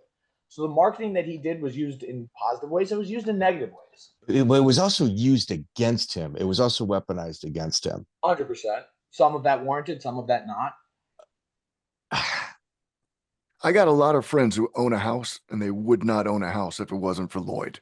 Yeah, and I have to say, a lot of what I learned, it did. A lot of his things changed my life, but at the same time, it was a marketing exchange. I gave him a lot of money also. And, yeah. You know, so there. Okay, so I want you to push back on this. Okay, here, whatever naturally happens with your reaction to this, please do. So he's got a couple students. Rough summary. We talked SA at the beginning of this. It's certainly not a topic that anybody really enjoys talking about, but a couple of his teachers were accused of this and were charged criminally with it. Students, I believe it's more accurate. I think weren't they teachers? No, they weren't. They were part of the Metal Chasers program, which were people living in a fight house. Yeah, and they did what it is they were accused of. So no, they were acquitted. They were acquitted. All acquitted. No, they were all acquitted. That's very important. That taught me a lot about the mob, because the mob went after them and indicted them. They were all acquitted. Check that. I appreciate that. Okay, so Lloyd himself was acquitted. Also, he was charged and he was acquitted. Well, here's the issue I have with that. All right, and like I've got Lloyd's phone number. I've toyed with doing an interview with him for a while. I've got a lot of notes on him. There's one thing that I can't find now, and whenever I attempt to go down these little like OCD rabbit holes, I was just on the phone with Rafael Torre last week, like from prison. Andy Anderson from prison, I communicate with him as well. So like in regards to like reaching and trying to touch, I can't find those court records of Lloyd actually like the arrest and things of that nature. And the saying, well, I couldn't do it because of this. I couldn't find any of that. Now, I'm not saying it doesn't exist. Yeah. But I had an effort to try to get it. I'm not going to believe you. I want to read it myself because 15 years of law enforcement tells me someone going, well, I couldn't get hard, so I didn't do it. So just don't charge. So Lloyd actually, I don't believe that. I don't believe it. He actually did a podcast where he addressed that. And, was it addressed though? Because it was kind of glanced over. He goes in. There was one podcast. I want to say it was the Inside BJJ podcast. Okay. I've listened to that and I took notes on it. Okay. I believe he addressed at least portions of it. If it's that portion was not addressed, at least maybe I've got five. They've been edited out. I don't know. But in any event, possible. Okay. What I think of as the negatives aren't even the things that were brought up criminally. That's for someone else to decide. The things I think are negative are things that a lot of it's hearsay, but some of the business stuff is not hearsay. Okay. And so I think that for some of his marketing stuff, he overpromised and underdelivered. And well, that's where the issues I have. So multi-level marketing. Yeah. If you've ever tries to tell people to do that within their school, and there's a lot of things that are positive within the marketing that I use. Providing good service, doing one-on-one interviews when you bring someone into your school, having a money-back guarantee, all extremely positives. He wanted everyone to run their gym like an MLM, and I refused to. They're like, oh no, you sell them on this, then you get into the next level, the next level, the next level. Bro, you go to Precision Boxing MMA, you pay one membership, and that gets you there's no upgrade, there's no come to the Black Belt Club. We might do a Black Friday sale or something, but it's just the normal membership at a discounted price. Pay extra to roll with the pros. The MLM, the masterminds. Okay. Sign over your first son. That's ridiculous. Now that I've got problems with. Yeah. And anybody like there's people that are professional MLM marketers, and it's just like what Herbalife does to the Hispanic community. Yeah, exactly. Go date a Latin woman, bring up Herbalife. Trust me on that. That's all I get. Yeah. So that's the issue I got with him. Yeah. But that's neither here nor there. This is about you. Mike Tierney in Ring of Combat was your second opponent. It was in a boxing ring. I believe at this point they were still using the Ring of Honor pro wrestling ring.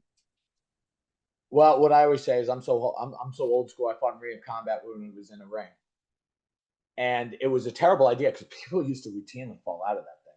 I don't think it was a pro wrestling ring. I think it was a boxing ring because in the beginning it was a pro wrestling ring, and there was like the spring. Yeah, no, there was no spring. No spring. You used to fall right through those ropes, and it was a really tough canvas. And yeah, Tierney was a bit of a gimme, which in this sport you don't get too many of those, so you appreciate them when you get them. But another guy whose arm I absolutely rearranged. He did not want to tap, and that was gross. But it's funny because I always have nightmares of my opponents before I face them, and I always have a nightmare where I lose. But I was just not scared or intimidated by him. So my nightmare was that I would warm up for the fight. I would be about to be walking, and they'd be like, hey, last minute change of fighting. And in my dream, it was BJ Penn, and he's licking blood off of his gloves. And I'd go in, I'd be like, that's not fair. This isn't fair. So that was like my nightmare before. So when we're walking out, he got in the ring. I was like, good, it's not BJ Penn. And my cornerman goes, what? I go, don't worry about it. But yeah, that went well. That was like, what my problem was this. When I had fights where I was better than the guy. What I should have done, what I tried to tell my fighters to do is I should have got minutes in. I should have got rounds in. I was having 20-second fights, 30-second fights, minute fights. And that was because I was so anxious and I had a skill. My skill was finished, not just jiu-jitsu, but there's a lot of skills in jiu-jitsu. Finishing submissions. I was able to jump on something like a pit bull. And what that was doing was, number one, not giving me comfort in the ring. Number two, not teaching me pacing in a fight. And number three, I was scaring the crap out of everyone, which is cool to say. Like, now it's cool. And they're like, oh, how long was this fight? I go, 23 seconds. Dude, it's ridiculous. No one it's wanted ridiculous. To fight. Yeah. Especially after I beat Ryan. It's like I was supposed to lose to Ryan, so I broke Ryan Hall's arm. Then I'm winning 15 seconds. I'm winning 30 seconds. So guys are like, I don't want to be this guy's next highlight reel. I'm not fighting. Or they would not know about me. And then they would get in the ear of someone that knew me and drop out. I can't tell you how many fights I would be driving to weigh-ins, or it'd be the night before I'm sitting in a sauna. When I fought Carmine, I weighed in with my shoes on and all my clothes because I was supposed to fight the next weekend at 155 in reality fighting. The guy pulled out. So it's like nobody told me, hey, kid, don't take – if you know you can take this guy out right away, like get him down, get safe, build some rounds. Get used to it. The first time I was out of the first round was in the Ultimate Fighter. And it's like, at that point, you should be battle tested. And there was no amateur at this point. It was just pro. So I steamrolled him, and I kind of wish I didn't. If David Sachs is your title fight, that's the next one, November 30th, 2007. He's 3-1. He's from the Pittsburgh Fight Club, ends his career 10-4. David Sachs is one of those underappreciated guys that's incredibly important to building regional fighters. Very tough guy. Yeah, no, Dave was tough. And yeah, he had beaten Joe Camacho, who was on AMA Fight Club, and I knew how good they were. And then Joey's later, buddy. he fought my old training partner, Tim Troxel, when he dropped a weight class.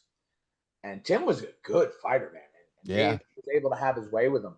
Dave was the physically strongest person I ever fought. The way, when I locked up with him, the way he picked me up, and I was very nervous for that fight because I got very sick. I had a really bad case of bronchitis and a staph infection. So I was on these antibiotics that were making me feel terrible. But I knew I had a few tricks with my jiu-jitsu that people just – once I could have taught somebody in an hour, hey, don't do A, B, and C, and it would be extremely hard for me to tap them. But people didn't know that, and they didn't break down what I was doing. So fortunately, I was able to get them. I was able to get them pretty easy. And a lot of people thought, like, oh, I can slam my way out of things.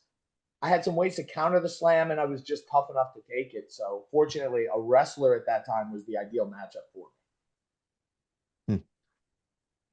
But that's what changed my life, because that was between ticket sales, bonuses, and everything. I walked away with $15K. Holy. Yeah. So that's why everyone complains about Ring of Combat, and I'm like their pay. And I'm like, dude, I sold like 200 tickets, and it was like there were tiers, and my tier was very high once you broke a certain level. And so I made a lot of money on that. Yeah, that set me up for the rest of my life, because that gave me the money to open a storefront for my gym. Before that, I'd been in like the attic of a physical therapy center. Bats used to fly in. And it's like, yeah, that money I invested in myself, and it's been paying me a return ever since. You got your brown belt right after that. Yes. Then the following day, Rob was there cornering me, and then the following day I got my brown belt. That's right. Let me, dude. You know, man, next time I see Rob Kahn, I'll see him. I know I'm going to run into him. I'm going to put it on him. I'm like, you forgot to bring it to you with you to throw it around his waist in the ring, didn't you? No. That was a seminar, because I wanted him to do it. I didn't know I was getting it, but there was a seminar he was teaching, and he was promoting other people. So no, it was if I was going to get it, it was done appropriately. Okay. I just figured, no, Rob, you left it at the hotel. You know what I mean? I was kind of guessing on that.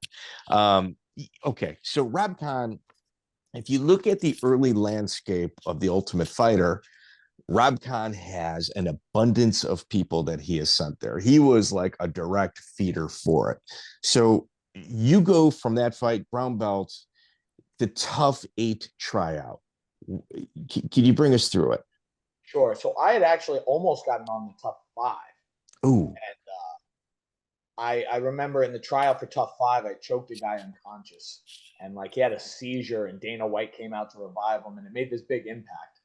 And I went out to Vegas, and I just didn't get selected. And the reason I didn't get selected was I didn't understand reality TV as much. So Matt Arroyo, who's amazing, I could sing Matt's praises forever, but he had been on season 6, and so he coached me up. He's like, "Hey man, they're gonna have an interview. Don't stop talking. Have something to say. They're gonna try to ruffle your feathers." So he coached me through the interview, and he got coached through the interview through Alan Berube, Monster Lobster, Master Lobster. Oh wow. Who had personality coming out the ears.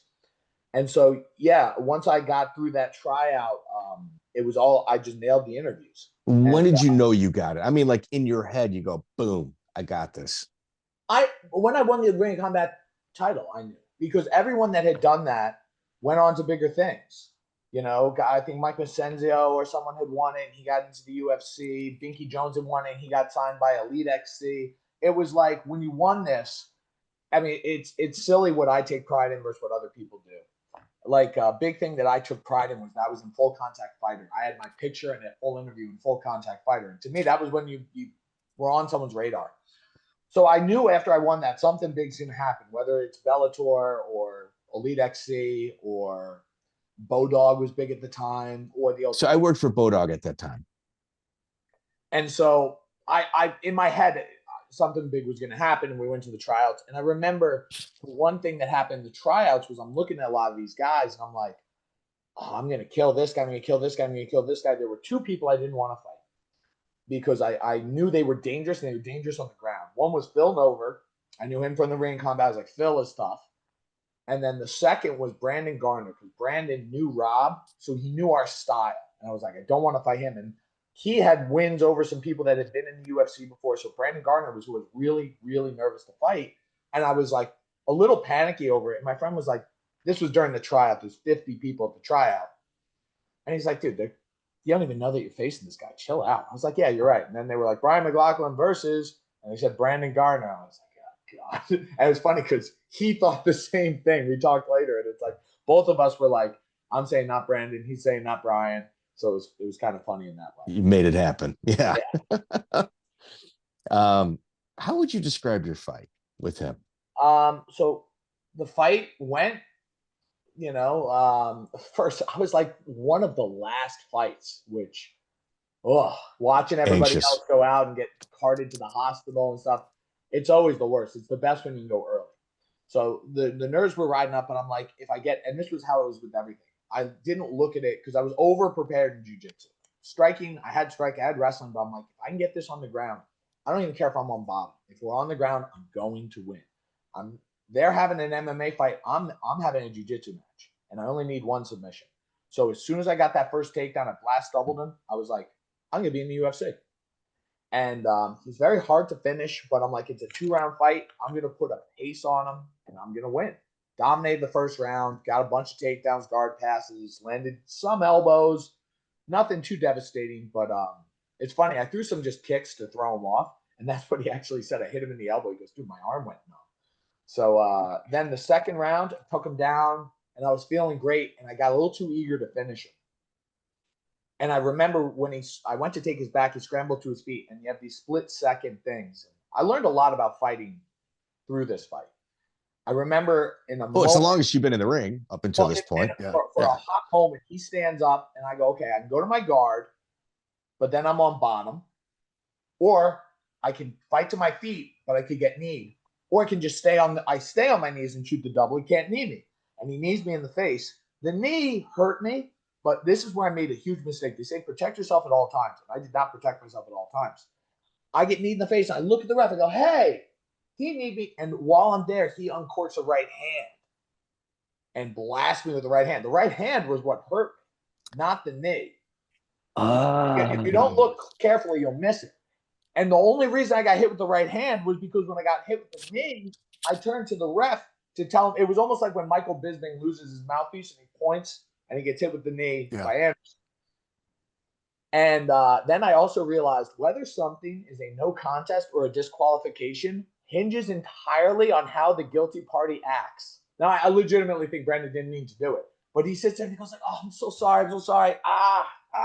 They go, oh, look, he feels bad. Casey Uscola was in the Ultimate Fighter. Same exact thing hold happened. up.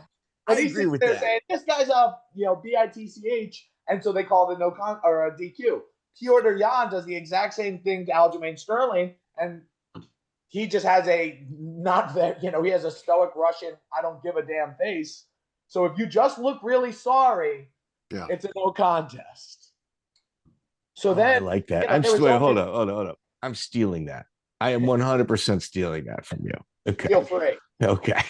For sure. And Interviews. so this is, a weird thing to have that was the first no contest in Ultimate Fighter history.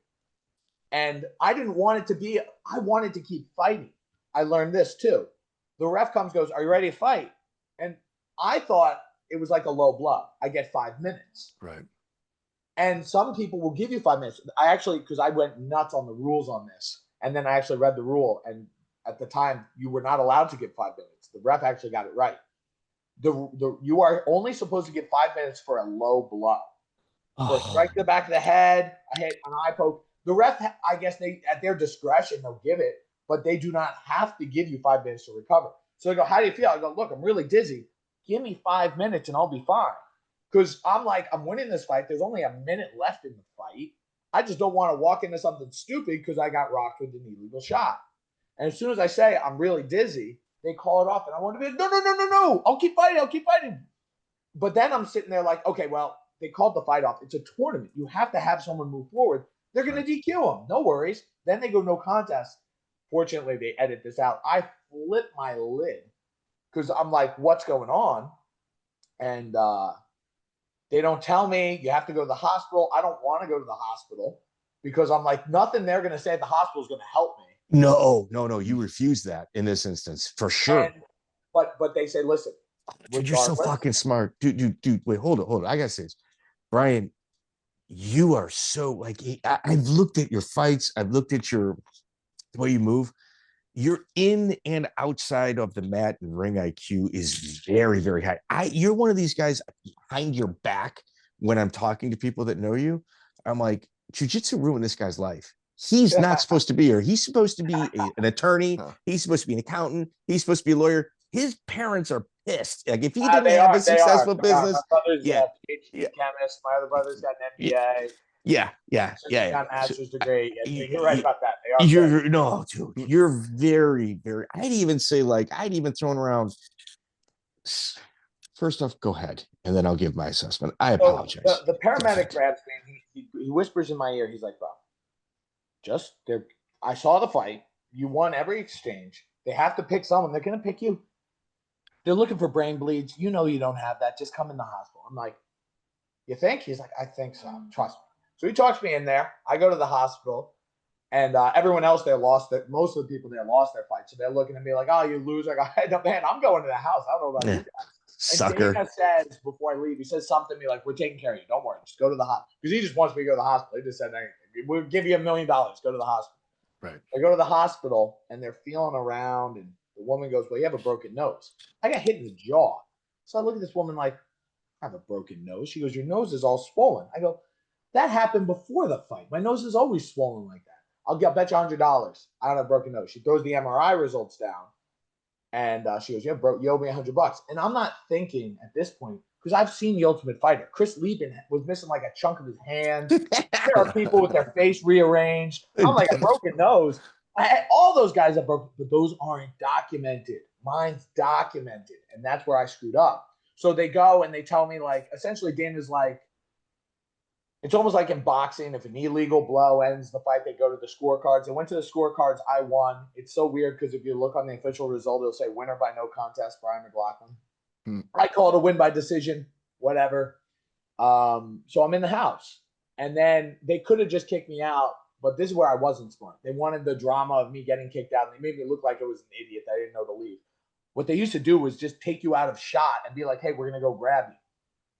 So they made me look like I was an idiot in the editing room. But what I should have done when they were like, "Brian, you have a broken nose," I should have Chael Sonnened it and go, "I was going to beat you. I was going to beat you. I was going to beat you. I definitely was going to beat you. And who's going to make me leave? I'm not leaving." Who? Yeah. I could beat everyone in here. I should have made a stink. Instead, I put my head down. You should have also pulled out like legal ease with squatters law. Like, no, Yeah.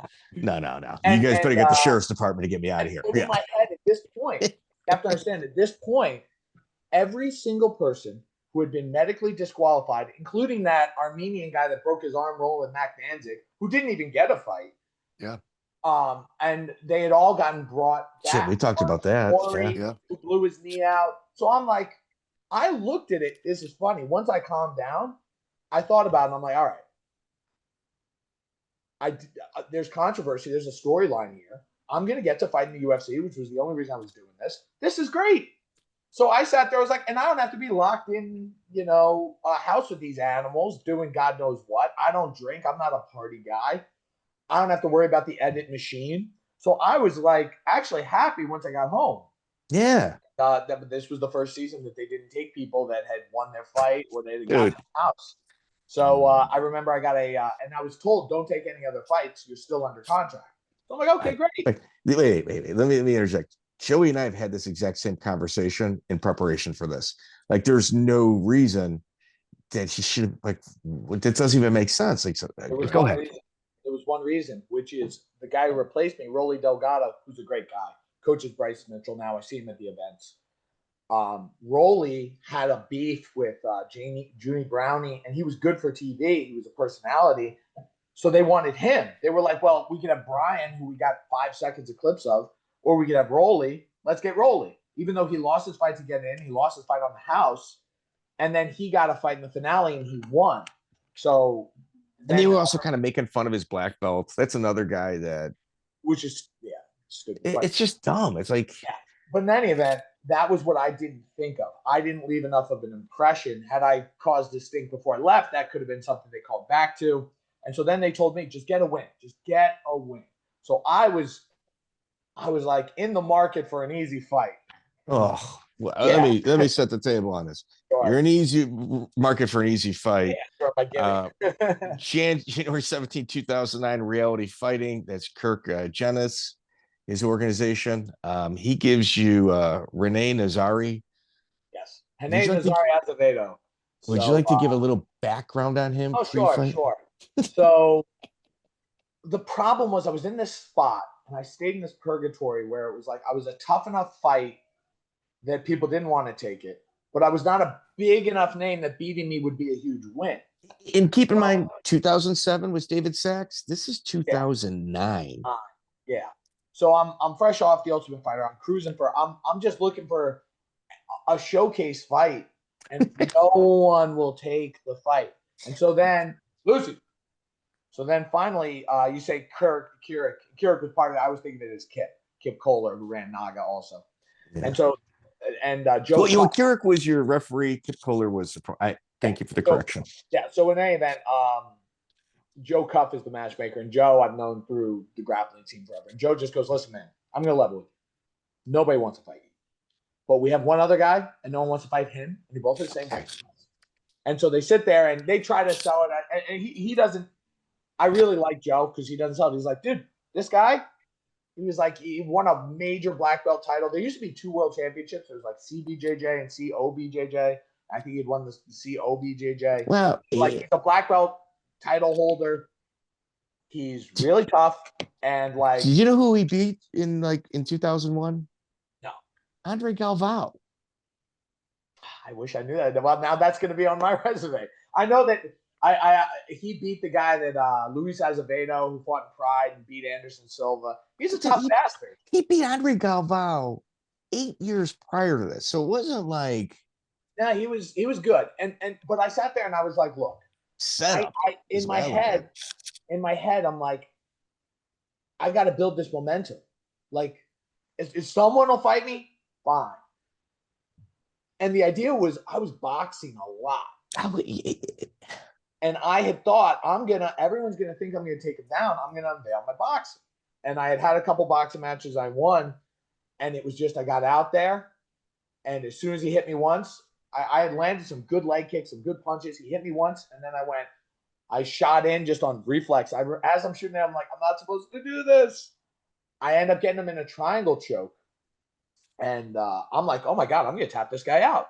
Bro, it was so close. I almost had him in a rear naked too. He's gurgling and tough. You know what was weird about reality fighting?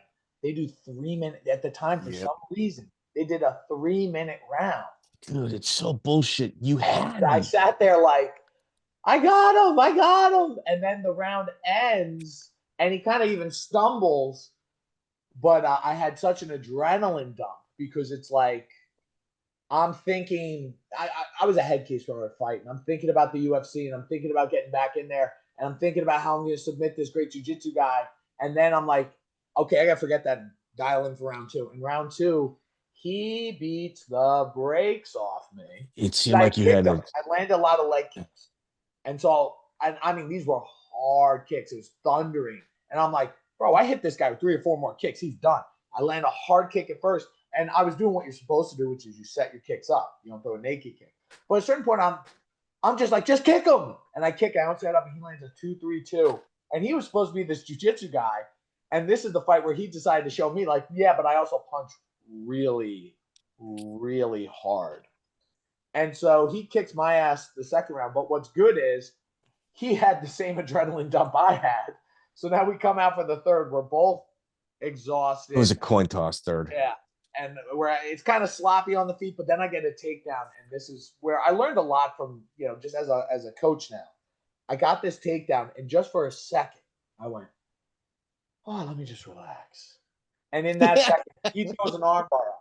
And I'm like, and I know I got my bicep. I'm doing the right thing, but I'm stuck. And I'm like, I gotta get out of this. I get out. I put the hooks in. I'm like, oh, now he's dead. And the bell rings. And it was like round 1 and round 3. I felt I had him. And so now I don't know what's going on.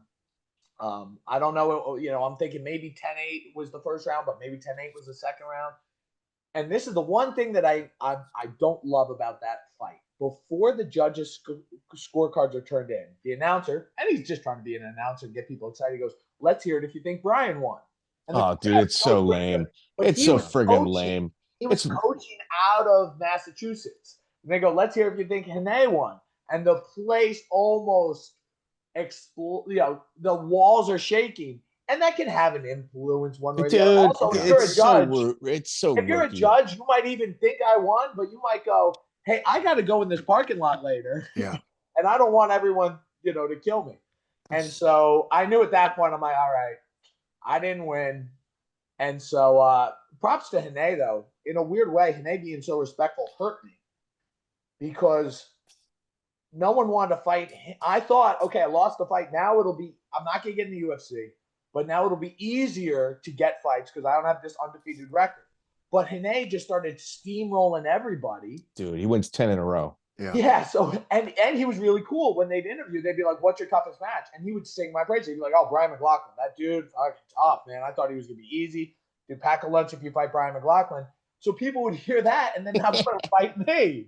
No, and so it was like, he was a nice guy. But it was like, no one would fight me. Right. So who was managing you at this time? At this point, I was managing myself. I figured that.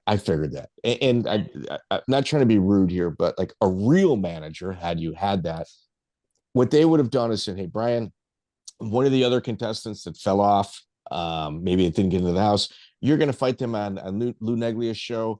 Your purse is pretty much going to pay them. You're fighting for free. Yeah, and I would have been down with that. But you know what it was? I saw so many managers that would just lead people astray. And I would just ask a manager a simple question. Be like, hey, what do you know about contract law? Oh, nothing? Oh, what's your degree in? Oh, you don't have one? Oh, you barely graduated high school? But allegedly you have Joe Silva's phone number? Go jump in the lake. So, like, what I used to say was this. It's so true. Get 20% of my. If someone's going to get 20% of my purse, they have to take 20% of my punches. That was just the way I looked at it. And so I didn't go with a manager, which I actually feel like now I would make a good manager through having to do a lot of these negotiations. But I remember Lou did. Well, it wasn't Lou. It was whoever was matchmaking for Lou. I did get a fight offer right after Rene. And so I thought, lesson learned, don't fight a Brazilian ringer. This is the fight I get offered. I get offered Edson Barboza in Ring of Combat. And I go, seems legit. This has more time fights. And I'm like, and they're selling them. They're like, he doesn't even know what a triangle is. I'm like, yeah, a guy that lives in Brazil his whole life doesn't know what a triangle is. Okay, I get it. Yeah, this is a great opportunity for, okay, how much? And they offer me, I want to say it was like 1,000 and 1,000. And so I said to him this. I said, and this shows how far the UFC's come as far as pay. I said, Edson Barboza is a UFC level opponent. I want a UFC level pay, which was 3,000 a show and 3,000 to win. It's fair. And they replied back, all caps, LOL at Edson being UFC level. 1 year from that email, he had knockout of the year over Terry Allen. And so I'm like, that's when you hit reply. That's when you hit reply to that. I had a good relationship with the Ring of Combat people, but I was like, and they gave it actually. I ended up training with the guy they gave it to, and he had a hard night. So it's like, do you got time? Because I got a couple others, man. I got time. Okay, all right. I appreciate that because Wilson Hayes, was he right in between the Ultimate Fighter and this fight, or was he right after? Wilson was, so what happened was I wanted to stay active one way or the other. And at a certain point I was like, well, if I can't get MMA fights, I'll take whatever I can. So like I had a couple boxing matches. Wilson Hayes yes, is out of Patino Macaco's gym. Okay.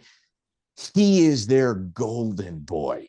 And not only is he their golden boy, he is just wrecking everybody. Little lower weight than you, but he didn't allow weight to get in between him and tournament cash. Oh yeah. Wilson's resume is very underrated. He's beaten Gary Tonin. He's beaten Ryan Hall. Beaten Ryan actually multiple times. So Joey, think about this. A match between two guys that have wins over Ryan Hall. Well, that doesn't happen. Hold on. Let me set the table. That's not even my biggest win in that tournament. That was a tournament. That wasn't a super fight.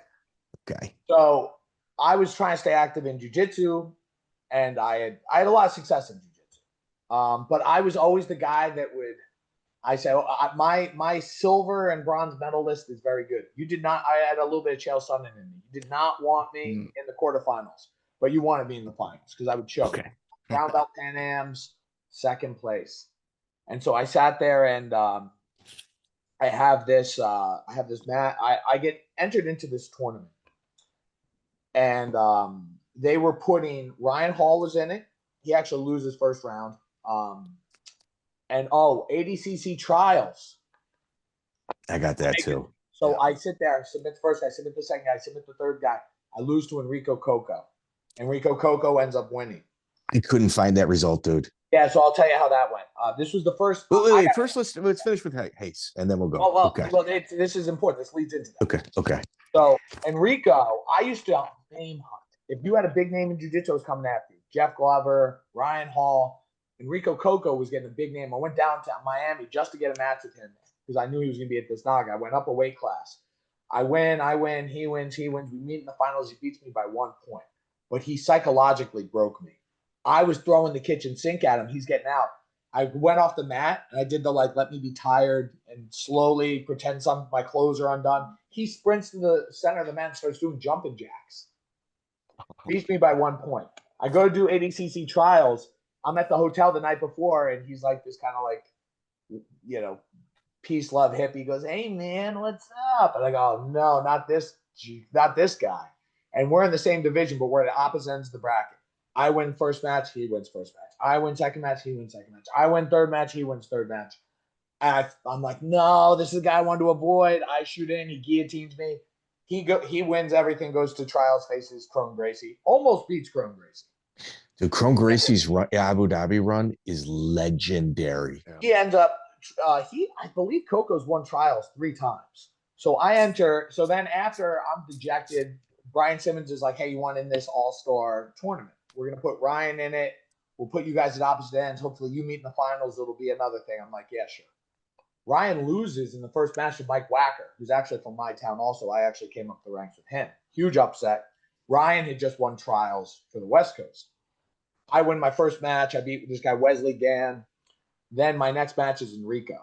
And I'm like, this guy's beaten me twice. finished me last time, and the guy that I thought I couldn't beat. And I finally, like, I'm listening to my inner thought, and I'm just like, what are you? You're scared of this guy? You're scared of this peace and love yogi? Like, I slapped some sense into myself, and like, I'm like, we're gonna win this. Like, I'm like saying it 6 inches from the mirror, we're gonna win this. And so I knew I had wrestling. It's not the world's best match, but I pick him up, I slam him on a double leg, I almost pass his guard, and then he throws his submission tornado at me, and I fortunately escape everything, and I win by 2 points. And it was like, that to me is the biggest win of my career, because it was someone that I never thought I could beat, someone that went on to, do amazing things. So psychologically, that was huge for me. And so now I'm in the zone. I'm like, I beat him. I won. I beat Enrico. I can beat anyone. And so Wilson was my next match. So I'm going into this match. I've never been more confident. I'm like, Wilson's dead. Now, when I beat Ryan Hall, Wilson Hayes had a super fight right before or right after me. I can't remember which. He faced Cobrinha. Oh, God. Cobrinha is the consensus at this point best in the world. Yeah. He beat Wilson by 1 advantage, and Wilson almost strangled him. That was Wilson's coming out party, just like me beating Ryan was my coming. We talk about that in Wilson's interview. Yeah. And so but it just, usually I would have fallen apart, but I beat Enrico. I slayed. Enrico was my white whale. Right. I could do anything. And I knew I had a couple advantages over it, which is, I knew, number one, I've been training with Dan a lot. So I'm like, he goes upper body with people. If he goes upper body with me, I know I can throw him. And then I said, he also scrambles, and when he scrambles, he gives his back. And I go, I know if I have a shot at his back, I can strangle. And I'm a little bit big. He fought at 45. I fought at 55. The weight was 160. So I'm like, I'm a little bit bigger than him. And so he shot in on me right out the gate, and I hit him with the lateral, which was my big Greco move. And once I slammed him there, my confidence is through the roof. Now I'm like, I'm winning this fight. There's no way he's beating me. And then he shot in again. I went for the guillotine. He got out. Then I was like, all right, just get back to our feet. I'm going to throw him again. He throws me. In judo, it would have been an ippon. He hits a seinagi on me that was beautiful. But the problem with the seinagi is you leave your neck out. And so I was able to jump on it. I made my demon face, and I was able to. Did you say jump on it? Joey, he transitions into it. He doesn't jump on anything. He goes right. It's like water filling in spaces. That's what that is. Like, there was no thought. It was just pure muscle memory. And I was in the zone. It was beautiful, dude. It was beautiful. And then the finals. So the finals kills me. I face. Hold on, wait. Let's talk. He's got 2 submission wins over Ryan Hall in a finish over Wilson Hayes. What? Hell of a run. What? God. Sorry. This was the thing, and this is what I like to think my legacy is, because it's I always would choke in the big finals of big tournaments, even this tournament. I'm about to tell you how I choked in the finals. But the one thing I had going for me is, on a good day, I could get anybody. That was one thing I had. Like, it didn't matter if you gave me my strong position, and if the stars were aligned for me, I could have beaten anybody. And so in the finals, I'm facing, I just know him as Loro. Bellator. He went on to be the Bellator champ. He barred Joe Warren, Marcus Galval Pereira, and he's got 18 other names. And so he was under Vitor Shaolin. And so I knew Shaolin well, because when Shaolin was going to fight Shinya Aoki, they needed someone that was good with the rubber guard. So they brought me in. And so I was training with Shaolin. He was a Shaolin black belt. And I remember training with him. And he was so good. And then then Shaolin started going to AMA Fight Club, and he brought Laura with him. And so Laura and I used to go to war. Shaolin was like top 3 in the world at one point in MMA. Like, he was ridiculous. Amazing. And such a cool guy. Showed me so much. And I remember thinking, should I be training with this guy? We're in the same tournament. And I was like, we're at opposite ends of the bracket. What are the chances he and I match up? And so there we are. And now I'm a little less confident, because if I'm being honest, Laurel used to edge me out in training.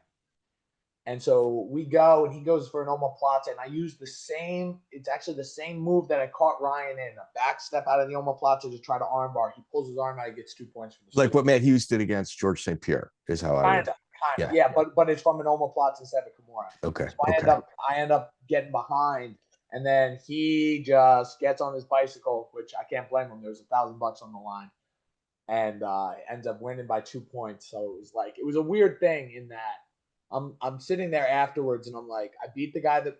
It was also the realization that this was 2 weeks after the ADCC trials, and I'm like, if I just believed I could have beaten Enrico, I could have beaten him. Oh, dude, you were there. Because that was one of my big goals I never made. I never made it to ADCC, and I'm like, I could have beat him if I didn't fall apart mentally.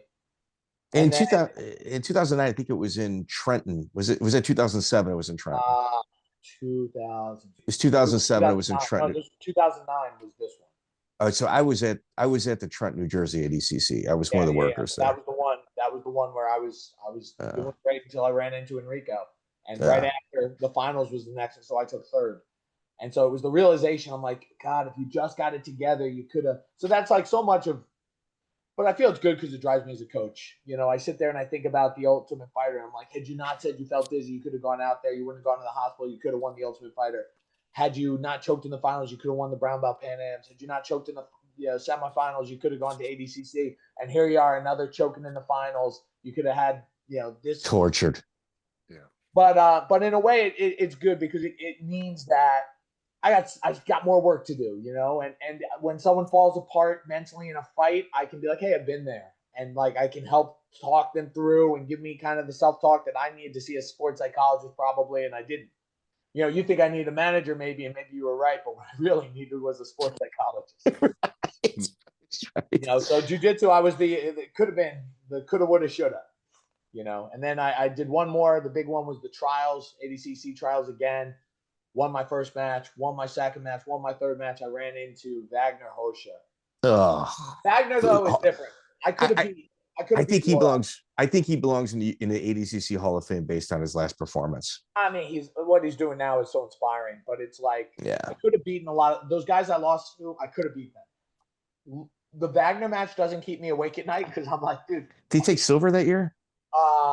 He won trials. I think he ran into. I can't remember who he ran into. He beat Bahal in the absolute. That was his big win that year. But no, it was the following one. I think that he took silver. Okay. But with Wagner, Wagner's a better version of me. He's an in-your-face, heavy wrestling, heavy top pressure, mean grappler, and so he's the one guy. People beat me. But nobody that was my weight class, and people kicked my butt, but no one in my weight class kicked my butt. He kicked my butt. And so I had done World's Best Grappler, which was a big Brian Simmons thing where I beat Spangler, and I did pretty well there. But when I lost to Wagner, that was when I was like, all right, you know what?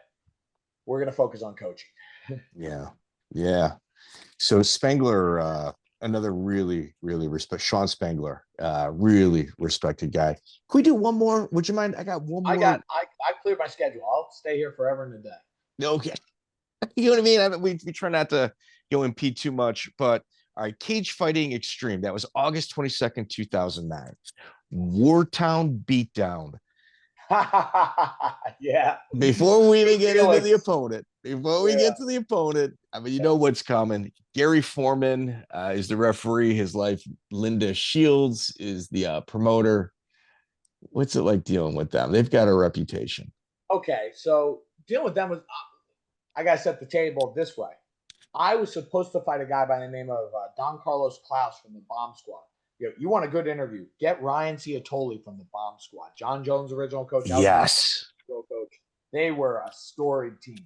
So I was supposed to fight him. He tears his rotator cuff. But this is just, people don't understand how different MMA is now.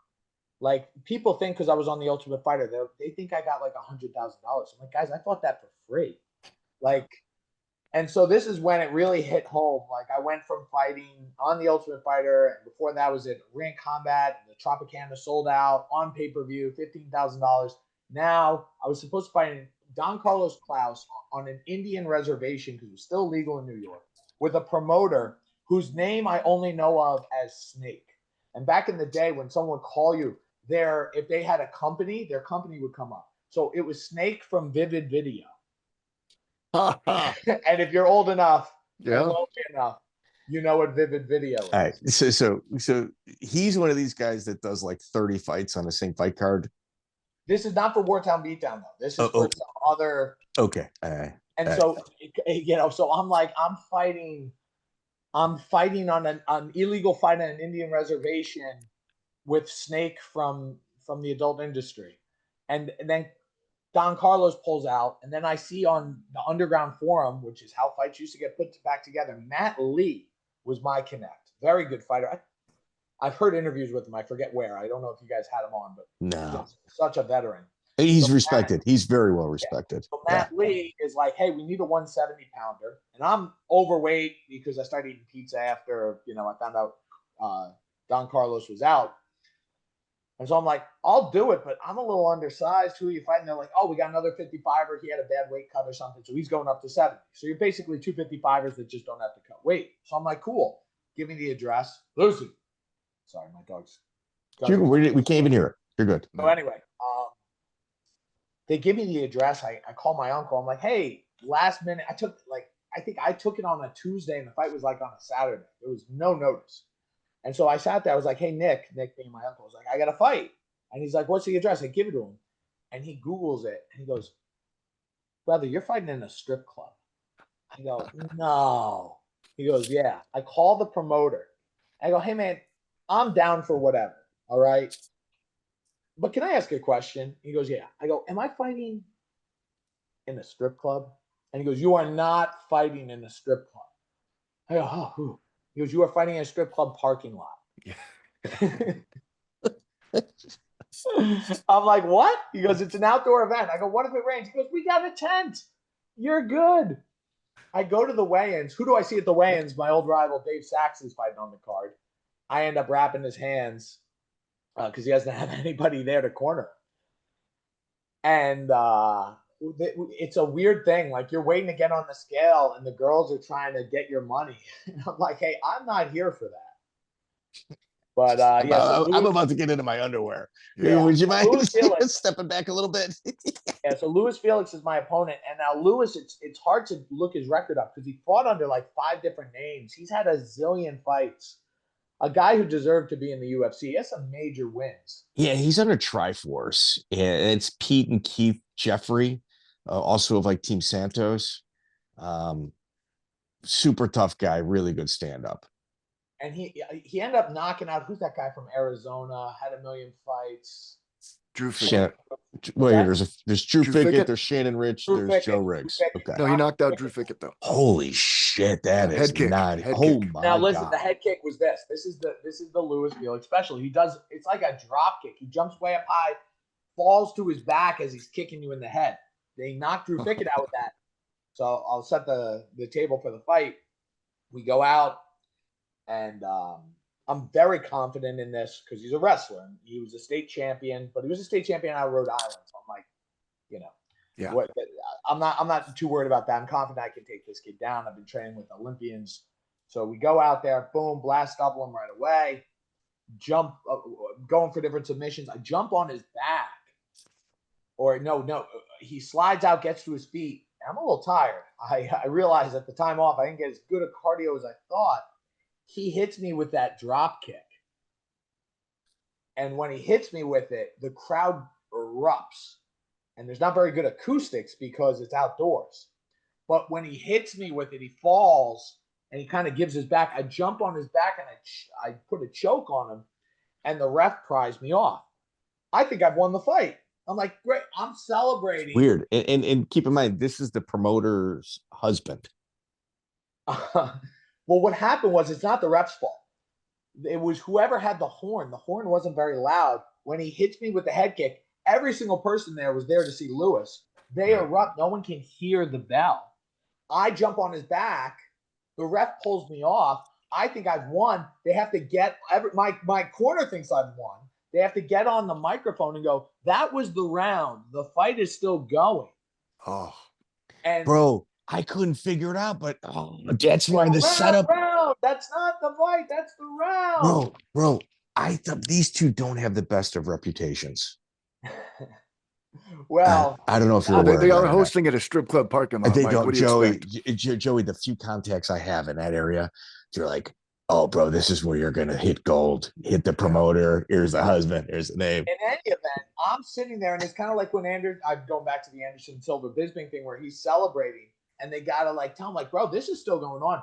The adrenaline dump I had No. is huge, and I've never been cut before, so I'm bleeding into my eye. I can't really see, and I'm panicking, and then before I know it, round two's coming. I am tired, but I sit there and I'm like, I scared him enough that he didn't want to shoot in on me. He should have shot in on me because I was so tired I couldn't have defended myself on the ground. So I throw a kick, throw another kick. I start to realize, oh, this guy's not checking leg kicks. I just start teeing off on his leg. He switches stances. I know he's hurt. I keep teeing off on his leg. And then I take a bad shot. I go for a heel hook, and he just kind of tries to. And then he's like confident. He's like, I'm going to try to pass his guard. And as soon as he gives me the opening, I'm like, okay, I got him. And I have the opportunity to slap a submission on him. I win I end up getting the submission, and then what ends up happening is after the fight, someone has stolen like all of my stuff. They took my shoes, they took my shirt. So I win the fight, I silence the crowd, but now I am sitting there shirtless and bleeding, and I'm wandering the streets of Worcester, Massachusetts. Which if you ever have the opportunity to get a tour of Worcester, Massachusetts, I disagree. It's like, Worcester, come for the seafood, stay because you were murdered. Yeah. It's yeah. So someone gives me, it's almost like a big boxing city, Worcester. Big it's boxing almost like city. someone gives me a shirt and it's got like a collar on it, and I'm wearing my fight shorts. It's almost like that scene in Pulp Fiction where they kill Dress them like dorks. guy, and they got to just wear whatever the guy's got in his closet. And so that's what ends up happening today. Joey, we hear Andrew, who does our timestamps, who helps with pretty much is the foundational member of our database. Anybody that fights on that card, earmark him. We're going to accuse him of stealing his stuff. Okay. Hey, Brian, is this the picture from your Sherdog? Because your picture on Sherdog is a bad cut eye. Is that from that fight? Oh my God, that's not from that fight. I have a story about that one too. That's from my my next fight, which is in Strike Force. Strike Force. It's not a good night for me, but I hate it. I hate that picture. Sherdog came. Hey, you look like a badass. That's not that bad. Yeah, it's like Sterling but for me, I Ford. hate it. But what happened was Sherdog actually comes to AMA Fight Club, and they go, if anyone doesn't like the Sherdog profile, you can get taken. I'm like, right here, thank you. And so I put my fist up in a generic fight post. They never upload it. I'm so mad. And then I'm in Japan because I'm cornering my friend Andy Main, who went on to be King of Pancrase. And I got there was February 2nd, 2014, Pancrase 256. That's where you were at. There was that was like our fourth fight out there, so it was probably one of the earlier ones. But so we're training in Japan, and I was rolling with just local guys, and they're like, "You a fighter?" And I'm like, "Yeah, I did some fighting." They Google me, and that picture comes up, and they go, "You?" And I'm like, "Yeah, that's me," because I hate that picture. They thought it was the most badass thing. Yeah. Oh my God, this is Luca Fighter! Like, so that picture ended up giving me a lot of street cred in Japan. So which was good. It made me look at it. I'm like, hey, maybe this is badass. Okay. But I remember bleeding into my Big Mac after fighting in the Worcester Mass strip club for like $500 and just thinking, man, there's got to be an easier way to make a living here. And that was when I really started taking the business side seriously. It was after that fight. Bro, you're one of those unsung heroes. So we get people questioning us all the time. What about this guy? What about this guy? Scotty Smith is the person that volunteered. Scotty Smith. Oh, wow. Out of Louisiana. Yeah. Wow. I love Scotty. Scotty's. That's very happy. I'm very happy to hear that. I have an excuse to call him now. Yes. Yeah. Scotty has got a world of respect for you. He's the one that contacted us. We were able to kind of get a lot of the research already, but he definitely helped piece it together. And keep Scott in mind because his son is going to be something. He's got a boy that is really climbing the local ranks right now. So that Louisiana scene's super interesting. Him and Preston Thigpen always kind of feed me real good stuff coming out of there. But man, dude, absolute pleasure. One day when I think BKFC, when they go back to New York, there's an Indian reservation. It's kind of closer to your gym. I'm 100% stopping by and introducing myself. Oh, I'll be at the show too. Let me know. I would love it. Thank you so much. Excellent, man. Absolute pleasure, Brian. Like I said, you're one of those foundational members. I know one day we're going to get the Miller brothers, and you're probably going to be invited to sit in on it. Oh, I'd love to. Jim and I together is a good time. Yeah, absolutely. It'll be a little quiet solo, but I can get him to open up a little. Good. Absolute pleasure. Thank you, sir. Appreciate your time. Take care. Joey. That was a good one. That was a good one, dude. That was a good one. So we're going to like, share, subscribe. I know we're supposed to say that throughout the entirety of the interview. I feel like a douchebag doing that. I think what we got to do is get like one of those, like one of those like dingy buttons with I don't know, like a font. Maybe every 20 minutes, like some just sort pops of. up. It just pops up, dude. Because you and I are never going to do it. We're not huge on self-promotion, but all the guys that climb the ladder seem to be, so we got to push. So if you haven't subscribed yet, fuck you. Thank you, Joey. Thank you. Yeah, really, like right now, if you're listening to this interview, you're not subscribed, get out of here. If you got to this point, I know your type. You're the reason I can't leave candy on my porch for the trick-or-treaters on Halloween. You'll steal the fucking bowl. Scumbags. Don't be a sociopath. Scumbags. It's free. It's totally true. Either way, we do got to get those East Coast guys. I've had a couple bad experiences trying to get interviews, and like because of the East Coast attitude. And I mean, I have feelings, and I know, like, that whole wait, what? Like that type of like attitude, like I check out at that point. I'm like, I don't got to sell myself to somebody. Like, you either know who I am or you don't know who I am. Right. And either way, I'm cool with it. And I'm not selling myself to get an interview. Like, if you want to come on, cool. If not, no. And what's crazy is like when I did the one seminar in regards to it, the first thing out of the bat, do not have a podcast that's reliant on guests. You're never going to be able to pull it off. Right. And I'm like, well, I'm like 150 in, and they're all kind of legit guys. Coming up on 300. The smartest thing you ever did was lower it to once a week. Because twice a week, 2 episodes a week, trying to maintain guests, man, that was a full-time job for you. Bro, like, I'm not in the best of shape right now. And so I had I got in a fight at the jail. I needed surgery. So I kind of it's 5 years, but I got in a fight at the jail. It was a legit fight. Yeah. And whatever injuries I had. With an inmate or a coworker? Inmate, absolutely. Okay. I've never fought a coworker, but good. Close. So I tore off whatever was left of hanging on. Right. And it was I saw an opportunity. I need to get surgery. I got to take time off work anyway. Fuck it, dude. Here it is. Mm-hmm. Right around that same time, I started doing research and things of that nature. So I had about 2.5 years where I was literally either sitting at a table, obsessively doing research, and we were kind of still figuring out the format as well, rather than breaking up careers in chunks. I'm doing 50 Fight Club members and meticulously going through where the highlights are going to be. And it just, we were still figuring things out. So I'm back in the gym, losing weight, being where I'm supposed to be. 2 a week, I can't do that. I can't do it. I can't even say 6 a month. I really wanted to be at. Dude, it's hard. Well, what's important is the audience knows you're dropping on Mondays, and we haven't let them down.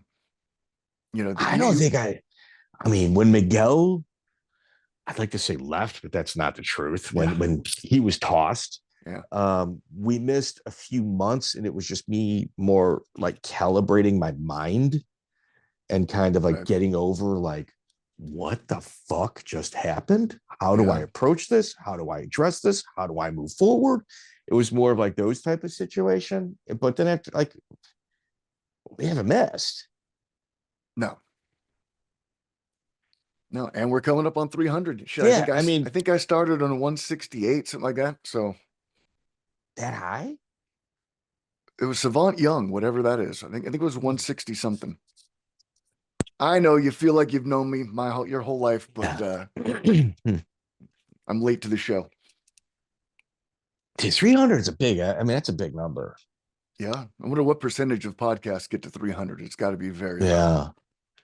And we're doing decent numbers. The issue is we got to get, like, when our back catalog pops, it means we got a new subscriber. Right. So oftentimes or a couple new subscribers, but oftentimes our back catalog is stagnant, which means like our episode drop, like Jeremy Horner's today's drop.